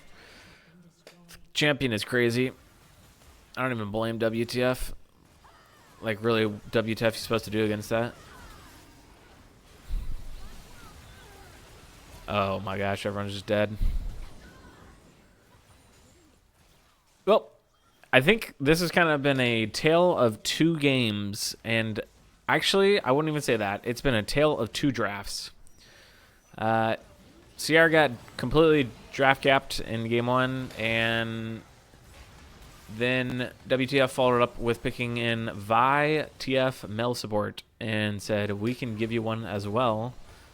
So both teams, in my opinion, had terrible drafts. And that's not even Flame. That's just like, I mean, I'm sure they would also look back at this and be like, yeah, maybe not the best picks. Especially like someone like Lelouch, someone really good on enchanters, and then you put her, I mean, I'm sure she plays Mel because I'm sure not first time yet or anything, but I don't know. I don't see it. I don't see the point of Mel support. And then you also pick the Kaisa, which wants to do something completely different than the Mel. And then the TF also just doesn't fit in there. Like, it's just kind of confusing. Like, Vi's go in, Kaisa's go in. TF is, I don't even know how I would describe him. Mel's definitely not. It's just kind of all over the board, which is literally exactly what we drafted against them. So no team is immune to a bad draft. whether it's something that, you don't expect them to play, like Sejuani, maybe that like caught them off guard, like, oh crap, they might be flexing it, or I don't know, something like that. Or I don't know. I guess it was just the Nami that caught him off guard or something, because they picked the Nami, then they instantly locked the Mel. I don't know if that was like a flex and they decided, it's not good mid or what, but just don't love it.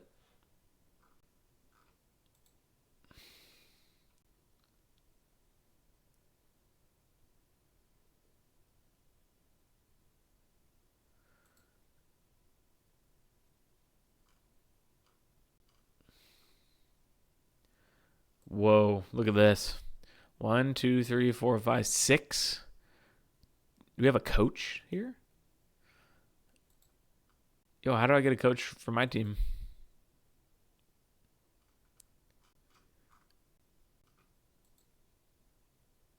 Can you have a coach in the draft? Like while you draft? I'm curious on that. I'm gonna go look it up. I'm not saying that's what they're doing. I'm just curious in my own curiosity. Coach. Holy moly, there's actually a portion for it. During the draft and in pregame lobby, teams are allowed one coach. What the? To join them in their Discord channel? Bro, the coach can assist with draft strategy and last minute advice prior to the game starting. That's actually OP, dude. I'm gonna make friends with the challenger or something. Let us help us draft a little bit. Completed and the game is loading. Anyone not playing the match must leave. This includes coaches, managers, and non-player captains. Interesting. Where else does it mention coach?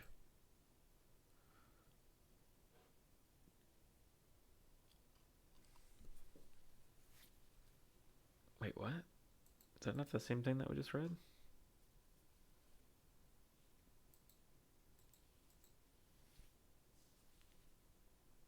Oh, yeah. Very interesting. Now I'm kind of curious. Do they... I wonder if they drafted their coach or not. I'm gonna check this out, this game. Game 2. I guess they haven't made a game 3 yet. They probably haven't decided what sides they want. Oh, was that game 3? Oh, it is game 3. Okay. They did decide WTF is going to red side, so they're going to switch sides for the first time. Please let me coach, please. I just want to talk to Bradley. Absolutely, dude. We'd love you. I mean, that's a good question. What are the rules on that? Can you have a player that is on a different team be your coach? I don't see anything in the rule books on it because there's only literally one line pretty much about coach. So I don't see why you couldn't. So yeah, I'll reach out to you. I'll DM you.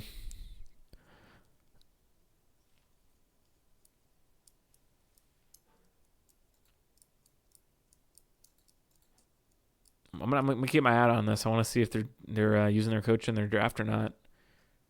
That'd be pretty interesting. They might be the first team to ever do that in the beer league. Maybe I've seen like 1 or 2 teams before use a coach like during draft. Is like I said, it's not against the rules or anything. It's just unique. Most people do not have coaches.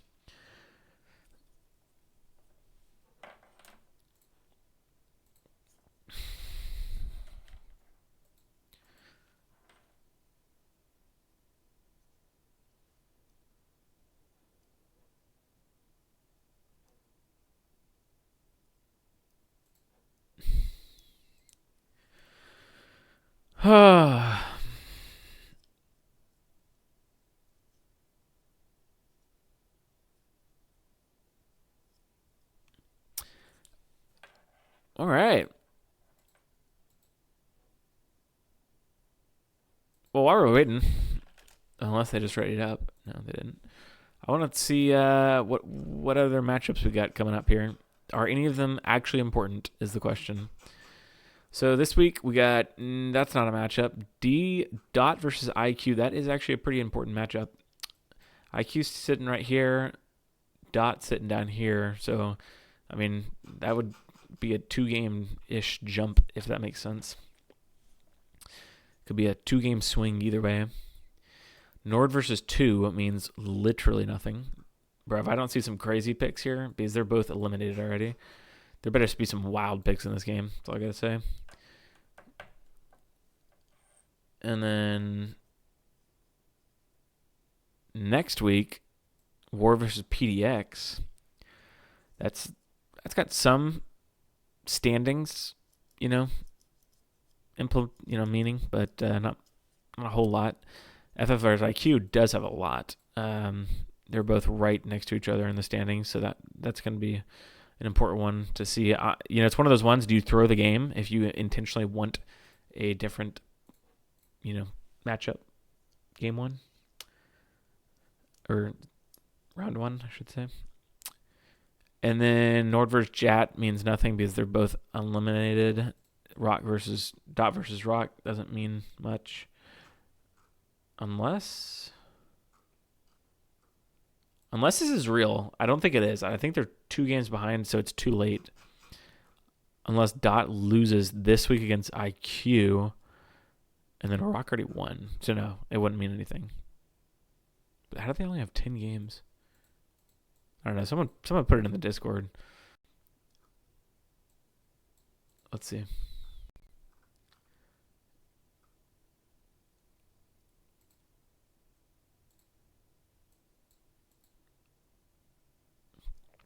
So they were 2 games behind coming into week. Oh, did this go in? Wait, when did he put this? December 1st. Did Rock already play this week? December 2nd. So they should have 4 wins here. Not sure what happened there. So they have 4 wins right now, and Dot has 5. So actually, this could mean a lot. This could actually be a playoff deciding. Is that right? Because let's say they tied. So if Dot loses this week and then Rock wins next week, they would be tied for series wins at 5. But there's actually a lot of people that could be at 5. Does every game matter? But they're so far down in game wins. Even if they got a 2-0, they still wouldn't be able to. No, so they're out. Rock's out, I'm pretty sure. Because even if were tied at 5-5, even if they got 2 more wins, unless there's like wins not accounted, which totally could be the case because there's been some wonkiness with this whole schedule thing. Let me go double check that. Let me check their wins this time. So this is saying they have 7 wins. Yeah, that's accurate. But they should have 9 wins in 4. So actually, there is a chance for Rock. And I feel like we should really update this like ASAP, because if I'm a team down here, like if I'm a team down here, I'm doing it myself. I'm just going through like this entire thing and making my own standings and tracking it myself because I want to know what I need to do to get in. But I feel like this should really be updated like ASAP. I feel like this is pretty important before playoffs. Like it really doesn't even matter once you get into playoffs. Like this is the only time it matters. Like right here, right now, these past 2 weeks. So could be smart to update that. Just gonna throw that out there. And honestly, if anyone needs me to, I can calculate it to myself and send it to whoever. But I mean, clearly, Nightmare. I think it was Nightmare. Yeah, Nightmare already calculated it. So, or most of it. So the draft. So we got CR sticking with the same 3 bands on the right side. They are going to take out. What did they take out this time? They took out something that they'd banned twice in a row. Yasuo. So they'll leave the Yasuo open. Very interesting. And they banned out Nocturne.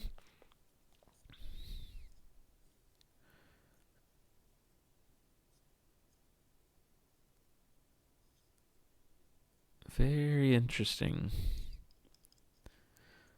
So Nocturne's banned, Yasuo left open, Tristana banned again. And they were going to first pick Leona, which kind of like I mentioned game 1, I think it was. First pick in your bot lane, not a terrible idea. And they're going to pick up a Emilio and a Viego. I like the Emilio. Emilio's a strong pick. Viego with Emilio seems like it would be pretty decent if you had to ask me. And then on the left side, they're going to pick up Corki and Elise.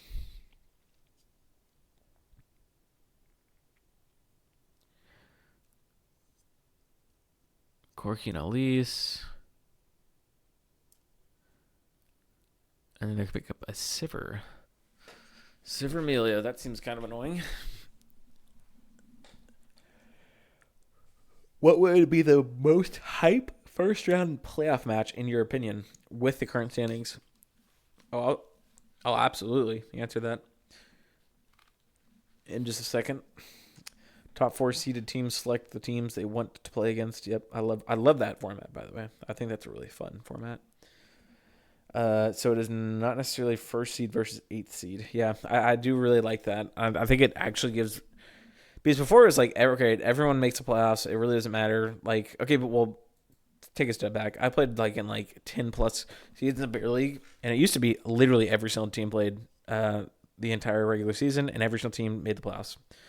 Always irked me because what's even the point of the regular season if everyone makes the playoffs?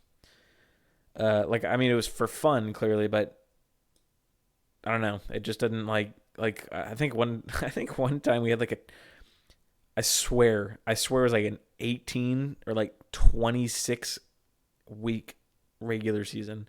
I mean, it was like wildly long. Or it was like 21 week or something regular season, and then into the playoffs. But every single person made it to the playoffs. So it was like, wait, we just played 21 weeks for what? So I like how they do elimination now. That makes a lot more sense to me. And then I also like how they are incentivizing seed 1 with like, with the fact that you can actually pick your opponent. Like there's actually a benefit to being seed 1. Because, before, like, okay, cool, I made the playoffs, but it really doesn't matter what seed I am because at the end of the day, whatever. Like, I'll just face whoever I want to face. But now it's like, okay, now I get to choose strategically who I want to face. So I really like the changes that they've done. So bravo to those men and women who run the Beer League, whoever they are. And the other bands are going to be Malphite and Katarina, going after Cressa's Katarina. And then Singed and Urgot. And on the right side, it's going to be Lysandra. It's going to be picked up. And on the left side, it's going to be a Mundo picked up. For the top lane, Bernie. Taking over for Slamurai. Show them how it's done. And a Vladimir. No, surely not. It's not a Teemo. It's Yone. So this could be a Mundo mid. Very strong chance it's Mundo mid. Reason I say that is because Bernie plays Yone a lot. And I've never seen Cress play Yone. Not to say he doesn't play it. I just don't keep up with Cress a whole lot. So if I had to guess, that's probably a Yone top and a Mundo mid. And a... Oh my. All right, we're getting spicy here with this one. A Riven locked in. You know what? You gotta respect that. Riven R5. Pulling it out. I assume... I don't even know if the Riven knows who he's going against. So that's a crazy pick. I would assume he thinks it's Dr. Mundo for sure. And like I said, I was not a strong, but a small scent that it maybe could not be Mundo top. But wow, okay. Let's see. Riven matchups. Riven counters. Why did he pick that? Is he super good into Yone? So actually they might know what's going on here. They might know it's Yone. So let's see if they switch Bernie to mid. In that case. Where does Mundo land on this list? Mundo, 48%. Well, this should be an interesting one. Riven is not a champion you see it very often.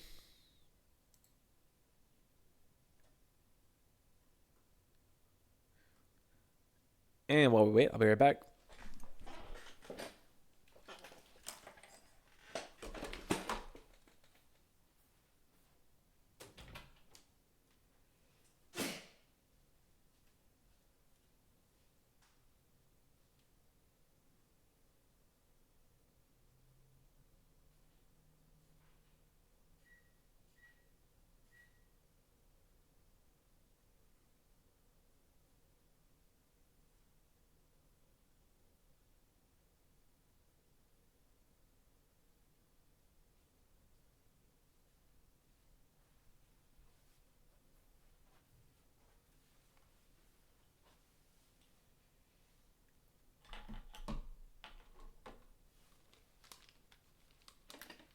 All right.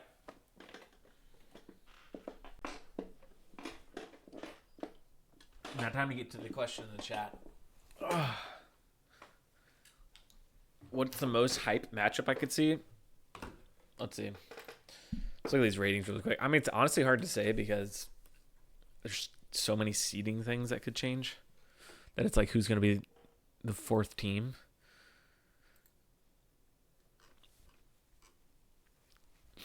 But let's say it literally sticks with these top 4 teams right now.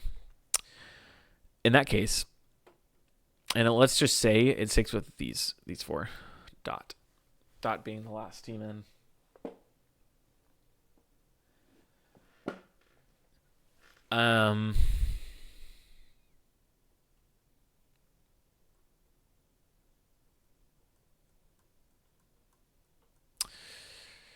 Ooh, I think a juicy matchup would probably be FF15 versus IQ, which is literally exactly what we're about to see here in week 13. But I think that would be a really good matchup. They know each other in real life. I think it would be like a pretty close series.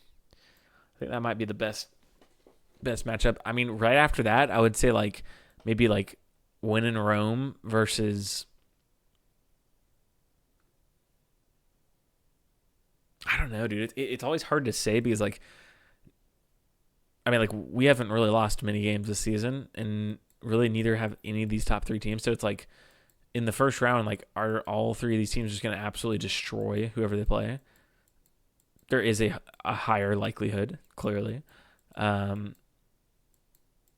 it's hard to say like if that's a spicy match. That's why like my first response is like definitely like, you know, whoever's 4th seed against like whoever else is. I think that's probably the easiest answer.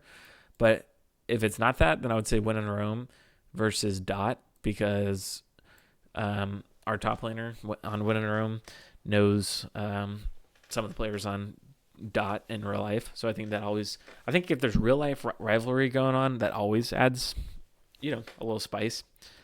So yeah, that would have to be my answers. What do you guys think? What would be the spiciest matchups?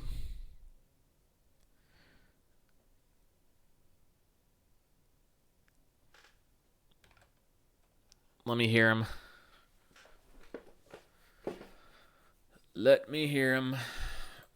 Also, I guess we should probably go over draft now that Spectator Delay is about to kick in. So, draft. I have no idea what to think about Riven. No idea. I mean, the Yone, let's see where it got picked. It did get picked top lane. They will probably move it to the mid lane. They will probably switch lanes. So, let's just say that they are going to, in fact, switch Bernie to mid lane and Crest top.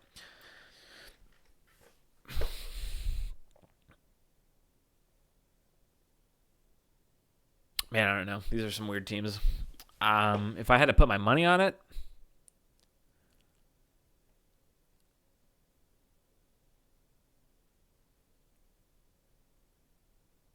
I get a feeling CR is going to win this. I'm going to be honest. I get a feeling CR might win this. This is the least confident I've been because I think these are just the most maybe unique drafts so far. I mean, you don't see Lissandra often. You don't see Riven often. Silver, Viego, and Emilio all scale fairly well. On the left side, I mean, they don't really... I mean, Elise doesn't scale that well. I mean, they do scale, but I guess I'm talking about the jungle and bot lane. Corki scales okay. I don't think he's, like, crazy or anything. But just looking at lane, like I feel like it would be hard for Corki Leona to kill the Sivir and Emilio. So I'm going to give that edge to the bot lane of WTF. Elise and Viego. Elise definitely wins that hard early, I would assume. And then Yone into Lissandra.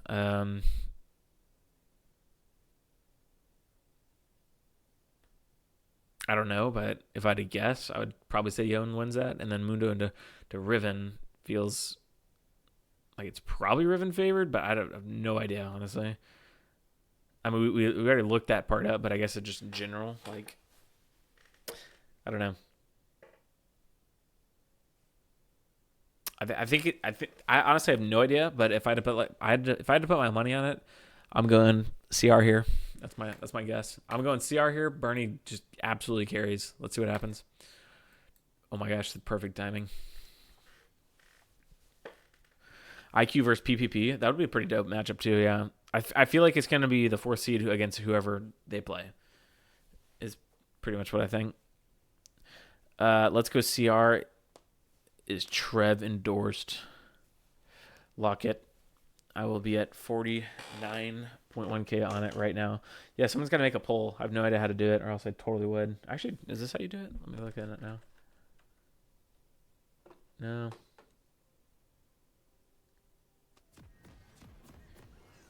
I don't see it on the moderator view, unless it's like some like very small feature somewhere.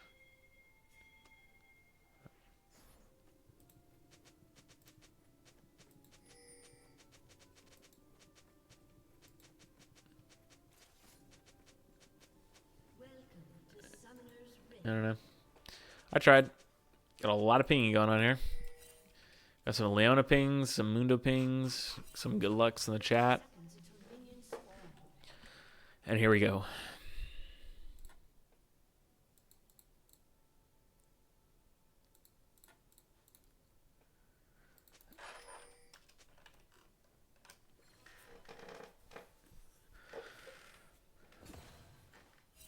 I hear IQ wins playoffs. Ooh. That would be a story. I mean, look, you guys have the talent.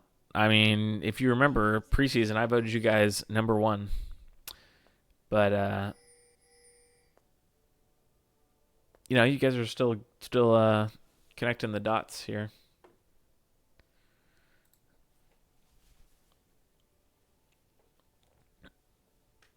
I believe though, once you guys get it going, I think you guys have a lot of skill on that team. Wouldn't be the craziest thing in the world, that's for sure.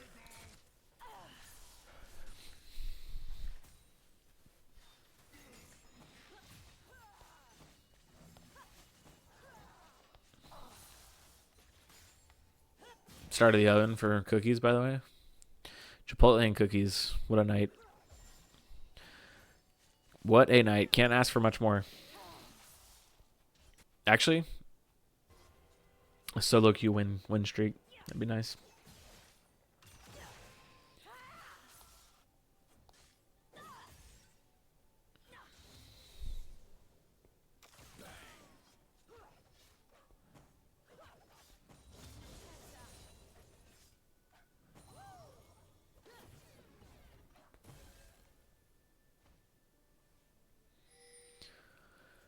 So early game, we got Elise. Oh, baby. Here comes a cheese gank of the century. They're going 3 camp into a gank. It is kind of calculated, but he does get off the E.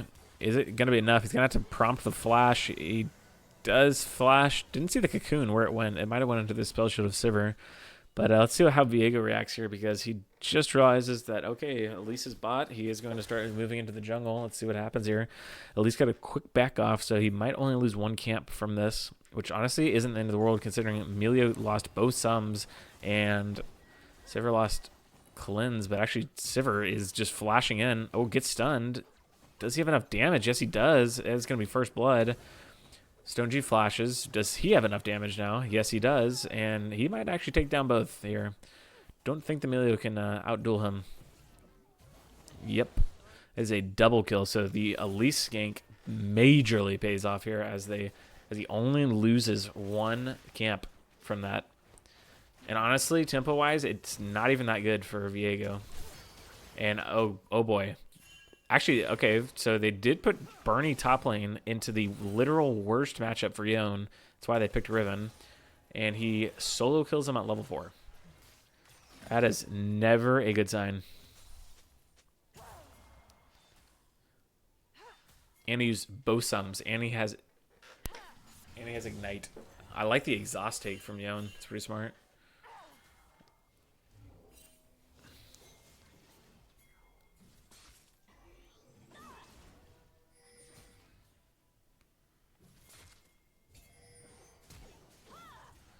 And a flash out of the Mundo. And this is very interesting game so far. I'll say why I mean that in a second. But This looks like a dead Riven again because he has no sums. He is dead, and Hero Stratus is going to be the next to fall. He is like 1 HP already, and he is also dead. Now, Sivir does pick up 1, picks up 2, maybe a third. No. It's so interesting. Yone is actually a terrible match. Okay, no, okay. I thought they were switching the Riven in out of the Yone, which would just be so funny because literally Yone's worst matchup.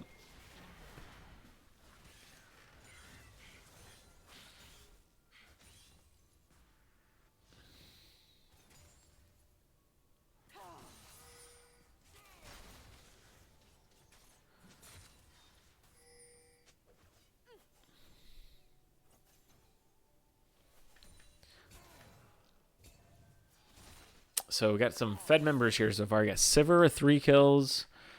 Got Corki with 2, Elise with 2. Yone has 1, and a pretty large farm lead already.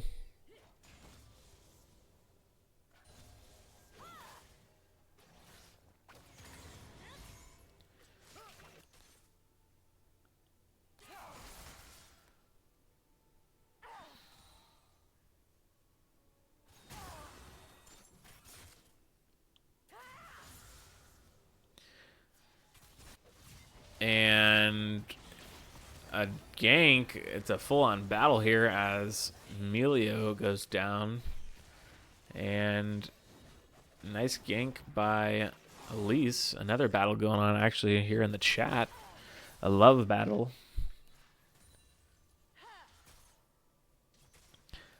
Between Nectar Risen and Rehi. I think that's French. Rehi.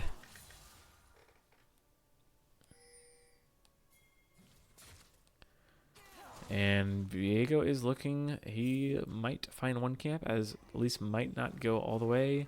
Nope, he will go all the way, and he will see him, and this might be a dead Viego. If he gets knocked up, he's definitely dead. Oh, beautiful. Oh my gosh. This is what I'm saying, bro. Bernie carries this.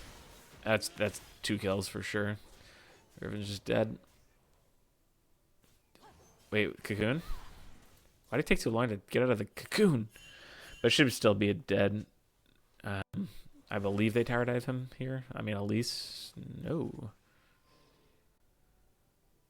Wow, very interesting. If I was the Elise, I would definitely tower dive right there. Get it? Eric's a little scared.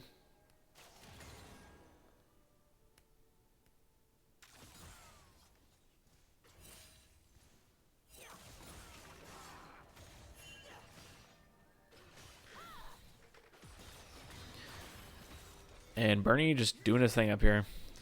They will look to go ahead and turn on this dragon. Now, at least from all this ganking is pretty far down on CS. About 2-3 camps down. Which doesn't sound like a lot, but it is quite a bit in the jungle this early on. And Sivir is going to get engaged on and does spell shield the stun. And we actually are going to get a counter engage here. Stoneji doesn't get stunned, which is a pretty big deal, and Hero Stratus does ult in. Eric turns around to give him a stun, and that is going to be the end of that, but we'll see what happens to this Elise as Elise walking through the river. Can I not click on someone? Dang. Okay.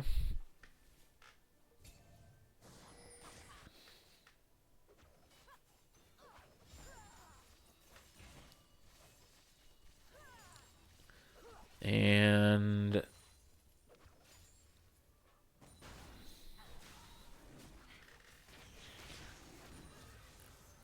see if they go ahead and try to start up this dragon. Looks like WTF is interested in it again. Maybe they're just trying to defend it.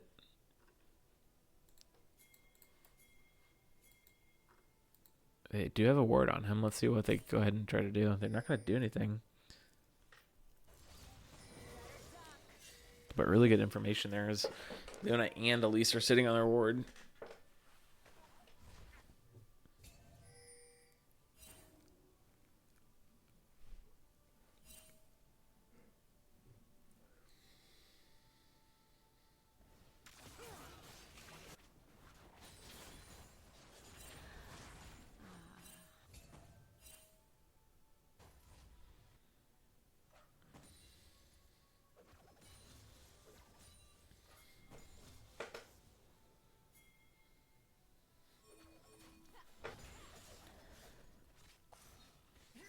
Scrubs are going down here.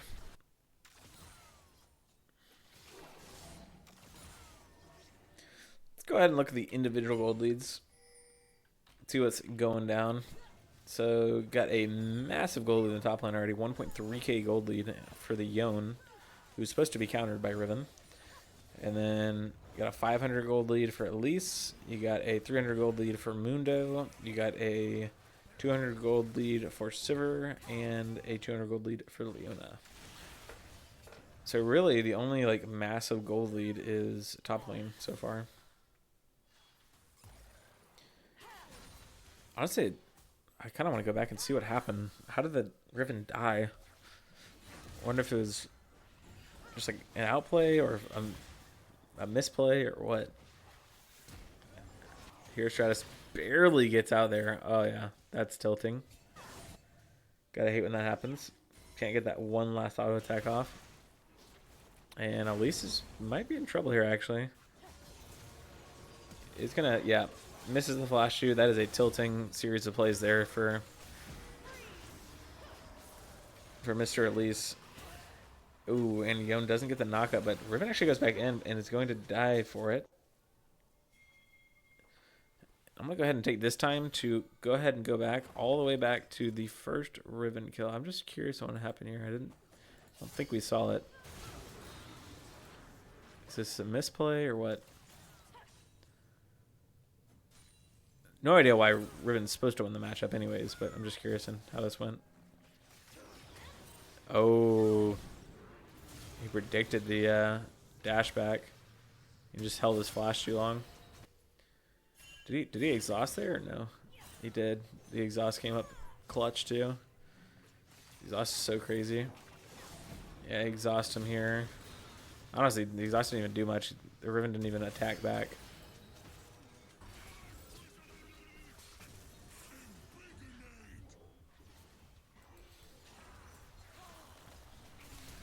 As Mundo is going to try to escape with his life. And Elise will pick up a kill, and that will be it for now. We're going to try to get back to live and hopefully not run over a bunch of things. And we will not. Cool. Alright, so the next dragon going down here.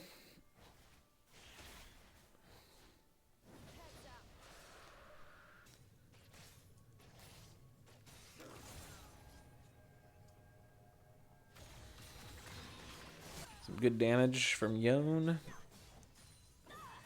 So it's actually, that was on the first dragon, very late first dragon there. So if we see a soul, it's going to be very late in the game.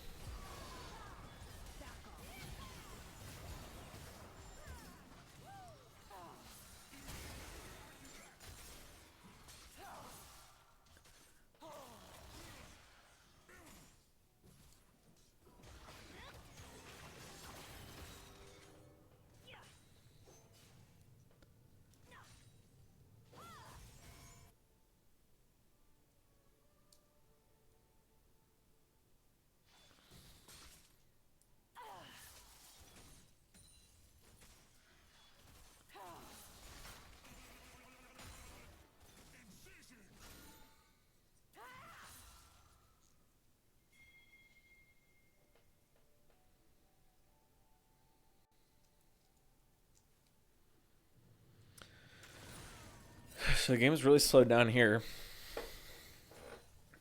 Let's see what happens here. They're going to try to dive. They're going to see the Viego. This should turn into a fight, I would assume. It will, but nope. Nothing long term. Just a friendly hello. This Quirky is all alone, and they know that now. So they're going to start trying to stack up these plates. Just a massive gold lead in the top lane now, probably, because I mean you got the 2 kills, but then at the same time he's up 70 farm right now.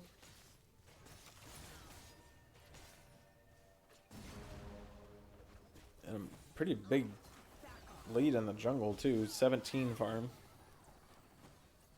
for Viego. Oh, wow. Great trade by Side of Stone G. That just kind of...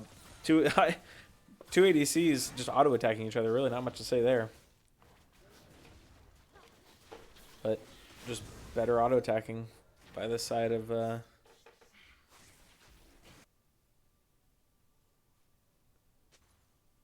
CR as they gets the trade in a 2v1.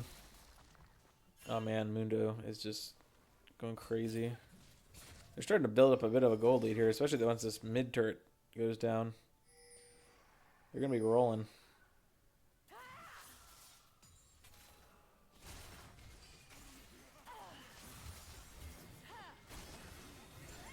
Some pings on the way. Does stun both. Ults the Leona. Great ult flash from the Leona to get out.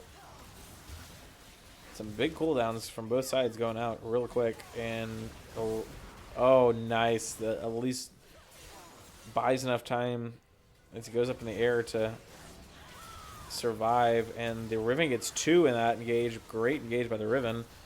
And all of this while the Corki is pushing bot. So we'll see how much he can get there because his entire team has just died.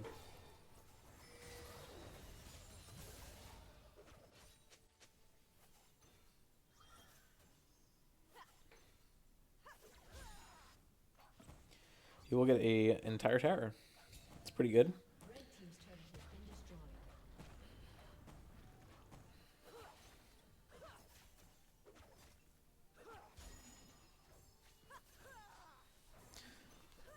But side of WTF will also get a whole tower. Has been destroyed.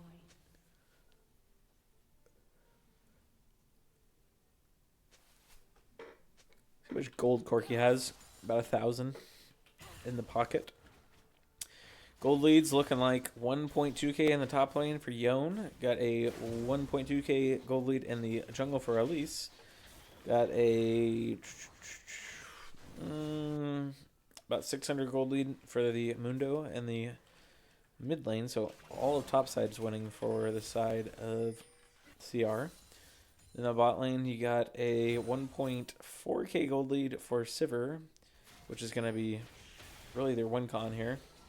Yeah, that's it.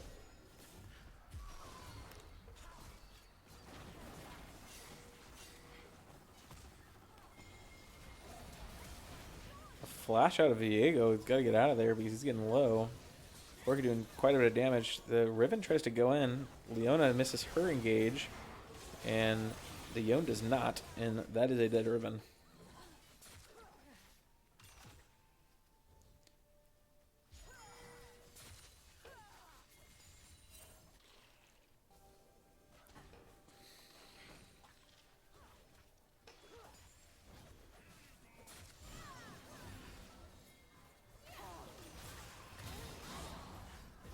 Going doing some damage.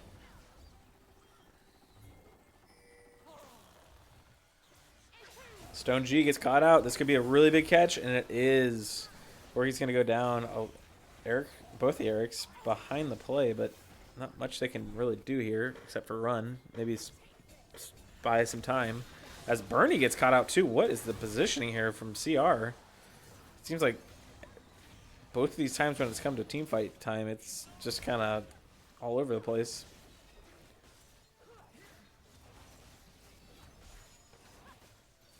Yeah, so just very disjointed there from CR.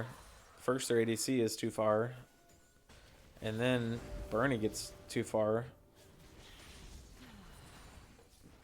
And I mean, they didn't lack vision. They kind of knew where they are, I'm pretty sure.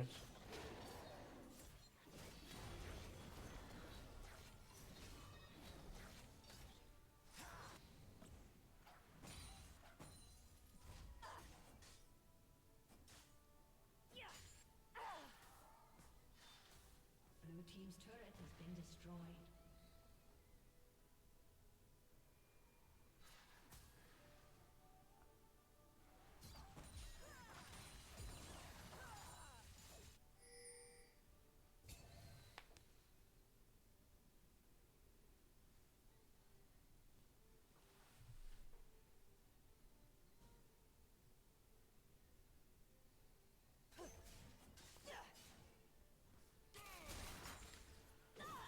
Oh, I forgot to look if the. I just remembered I don't know why I remember this, but I forgot to look if their coach was in the draft or not. Dang it. I was just curious.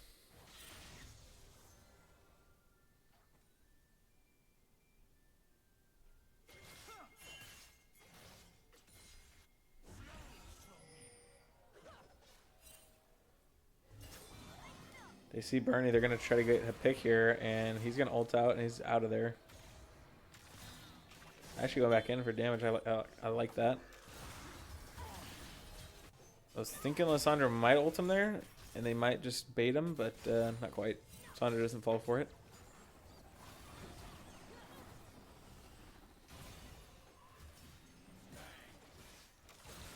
Nectarish! Subscribed for 5 months, currently on a 3-month streak. Welcome back.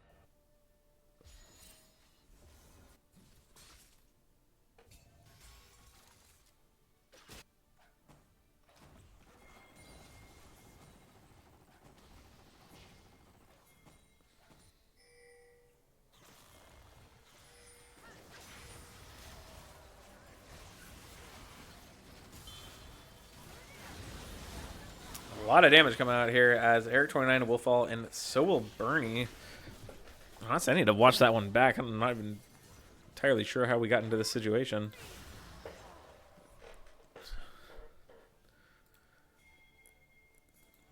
So we're pushing. They go over 1 ward. They go over 2, and okay, at least just gets caught out. They think they have an angle on the Lissandra. They don't, and he pays for it.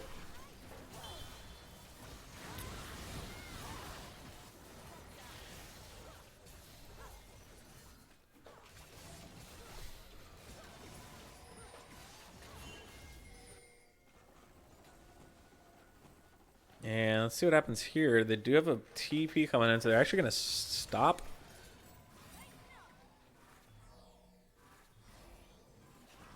They're going to stop the Otacon. That's a pretty big stop, considering how that started. Your jungler and your top laner dying. But because of the TP, Riven is going to get that top tower. So there are still consequences.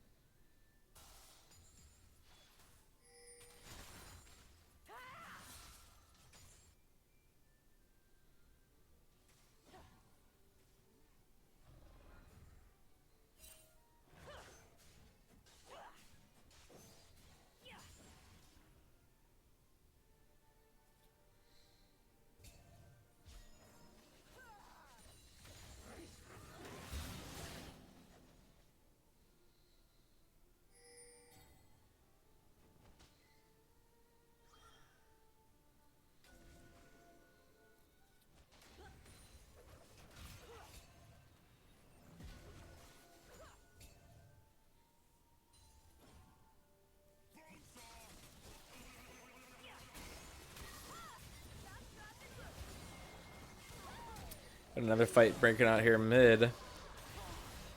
As Bernie is already down. Wow, they just destroy Bernie. A great engage by Scott. He's going to get the Sivir and a nice flash by Steven Demon. It's our Speed Demon.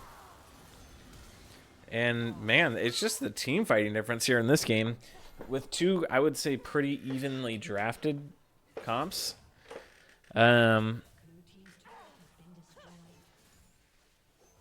It's just not the cohesion for... Oh, my gosh. Okay. That's some damage. Nice trade back. But, yeah, the cohesion for CR is just not there. It feels like Bernie and Stone G specifically are having some hard times in this series alone about getting caught. It seems like every fight, one of the 2 of them, if not both of them, get into a precarious position where they just can't fight because they're already dead. Oh, nice try from the Elise. I really respect that attempt. It could potentially turn this. A great Leona ult. But they just don't have anything to follow up with. No Leona ult. Everyone's going to die here.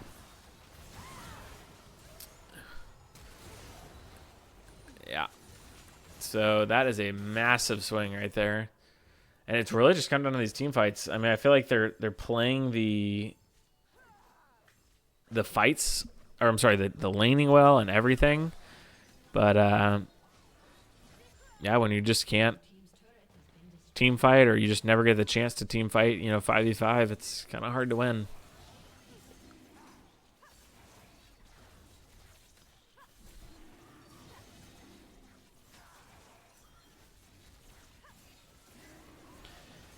And that is going to be a dragon down for the side of WTF. On to their second. Let's look at the gold leads real quick. You got top lane. You got about a 1K, 800 gold lead now for Yone, so he's really started to fall off here. 1K gold lead for Viego. You got a 500 gold lead for Lissandra. So all of their leads now are gone on the top side of the map. And you got just a massive canyon, 4K gold lead in the Sivir alone.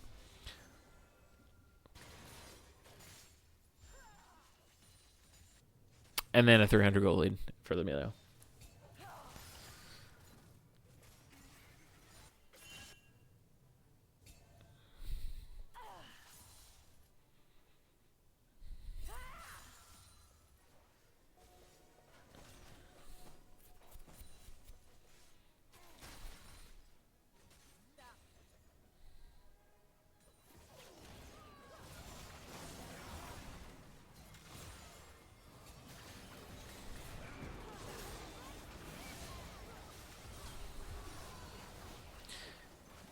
And a lot of damage coming out here, but just no one is able to finish off anyone except for the Elise does get the Sivir. And it's actually going to start walking out here. He might actually escape with his life somehow. And wow, okay, 1 for 1. Really good trade. At least maybe not the first person you would want it on, but definitely probably not the... he actually might be the last, except for Leona clearly, but...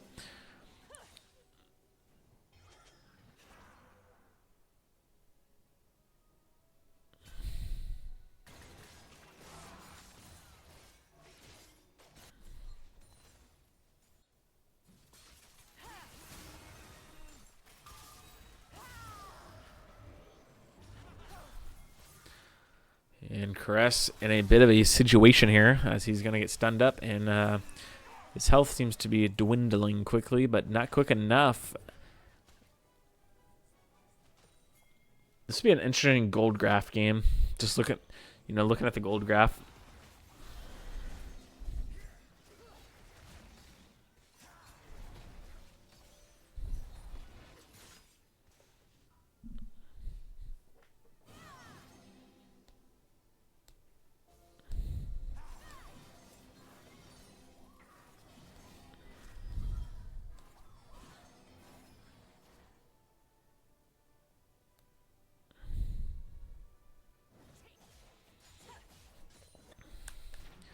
So we got 2 minutes until the next dragon.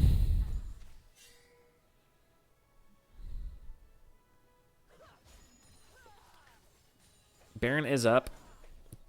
Don't really see either teams just starting it. But, who knows? Man, it's crazy because it's like this is the same game as when the Mundo was pushing mid, all about to get the tower. And I was like, man, this is looking pretty good for CR, and then now we're here, and they still haven't gotten the mid turret. And that was 10 minutes ago, probably more. A lot has changed.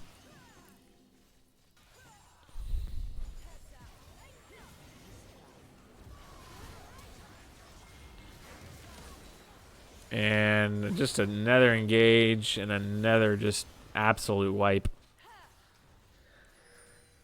It seems like WTF just really does play the mid game really well. They got a lot of team cohesion in what they're trying to do. I mean, they're just looking really good. Because here, I mean, they're down quite a bit early, and it just doesn't even matter. Zundo does get the top turret, and he's going to try to walk out of there, but I don't think that's going to work. They have a lot of CC just between those two people. And he is down. Corki hasn't felt very great. Honestly, I'm really never a fan of Corki, to be honest.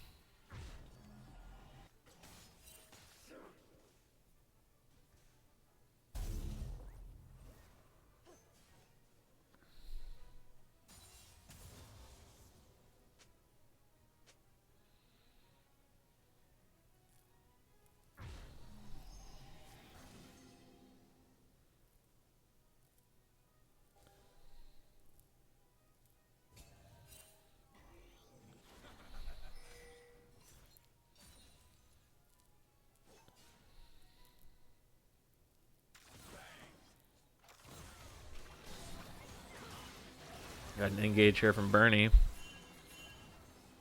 Just looking for some type of angle. As on the other side, at least is catching out Speed Demon, but he is actually not the one that got out. Speed Demon doing way too much damage, and so is the side of WTF as they are going to get another kill, and here comes another one, and this is going to be the game. So well played. Really well played. I mean, I figured this was going to be a pretty good series. I didn't think either team was just going to get absolutely smashed. Drafting, a little rough, game 1 and 2. And then game 3, I would say more even. And WTF showed off why they are still undefeated. As they're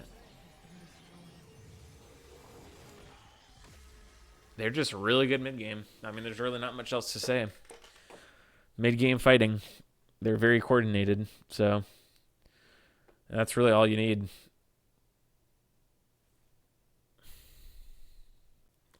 But well played. So what that means, and not to say I was rooting for their downfall or anything, but what that does mean is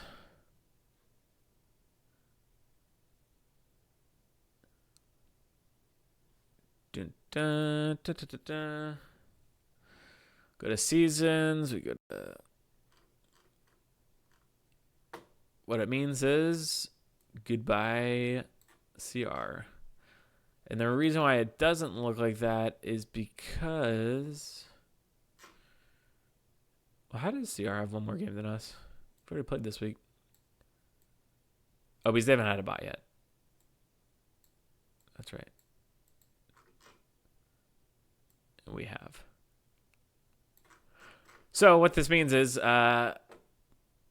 we control our own destiny here at Win in Rome. If we win next week, we get seed 2. If we don't, then potentially we can. How would that work? We're guaranteed seed 3. So if we win next week, we can get seed 2. If not, then CR holds on to it. But that guarantees WTF as the number 1 seed. So good series. Fun one to watch.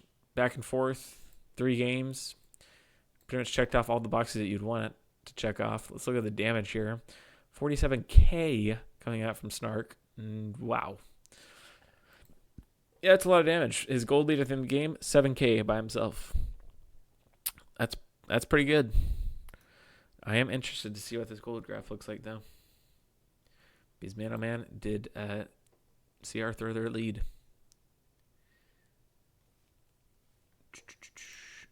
Actually, let's start at the first game. Let's see what this gold graph was like. Very one-sided, probably. Yeah. Yeah, until like 17 minutes, it was looking like, pretty even. And then, boom, 17 minutes hit. And then went crazy.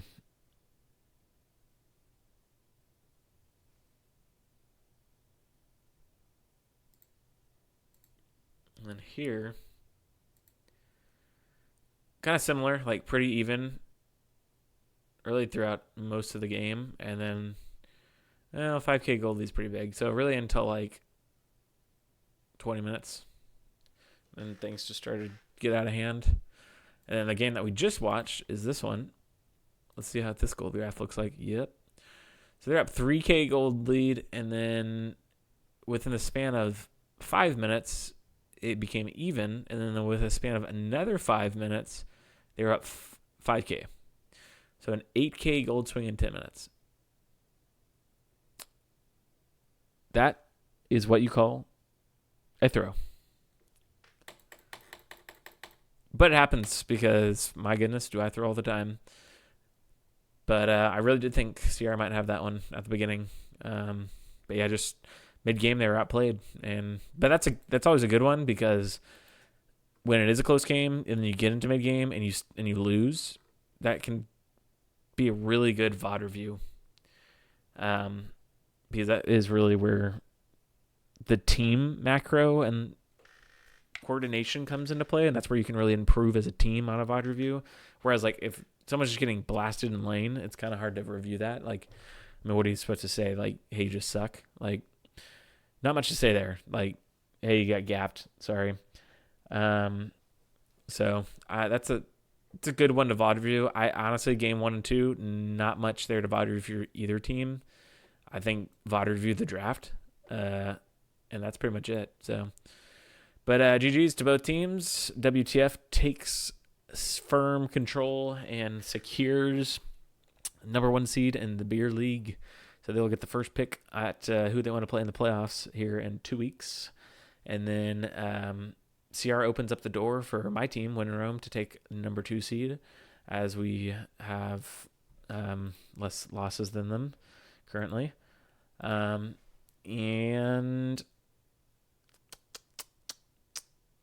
that's it. That is it. So have a good night. We will see you sometime soon, probably. Let's see. When is the next game? It feels like there's a game of like every single week this season, which is great. Or so every single day. So it's the 4th right now. Any games on the 5th?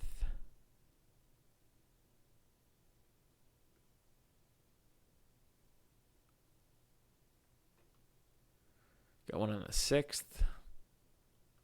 Got another one on the 6th. 7:30 and 8:30. What is that, Sunday? Saturday? And then we're going on the 7th. So only weekend games. Last one of the week. So, yep. GG's and have a good night. Peace.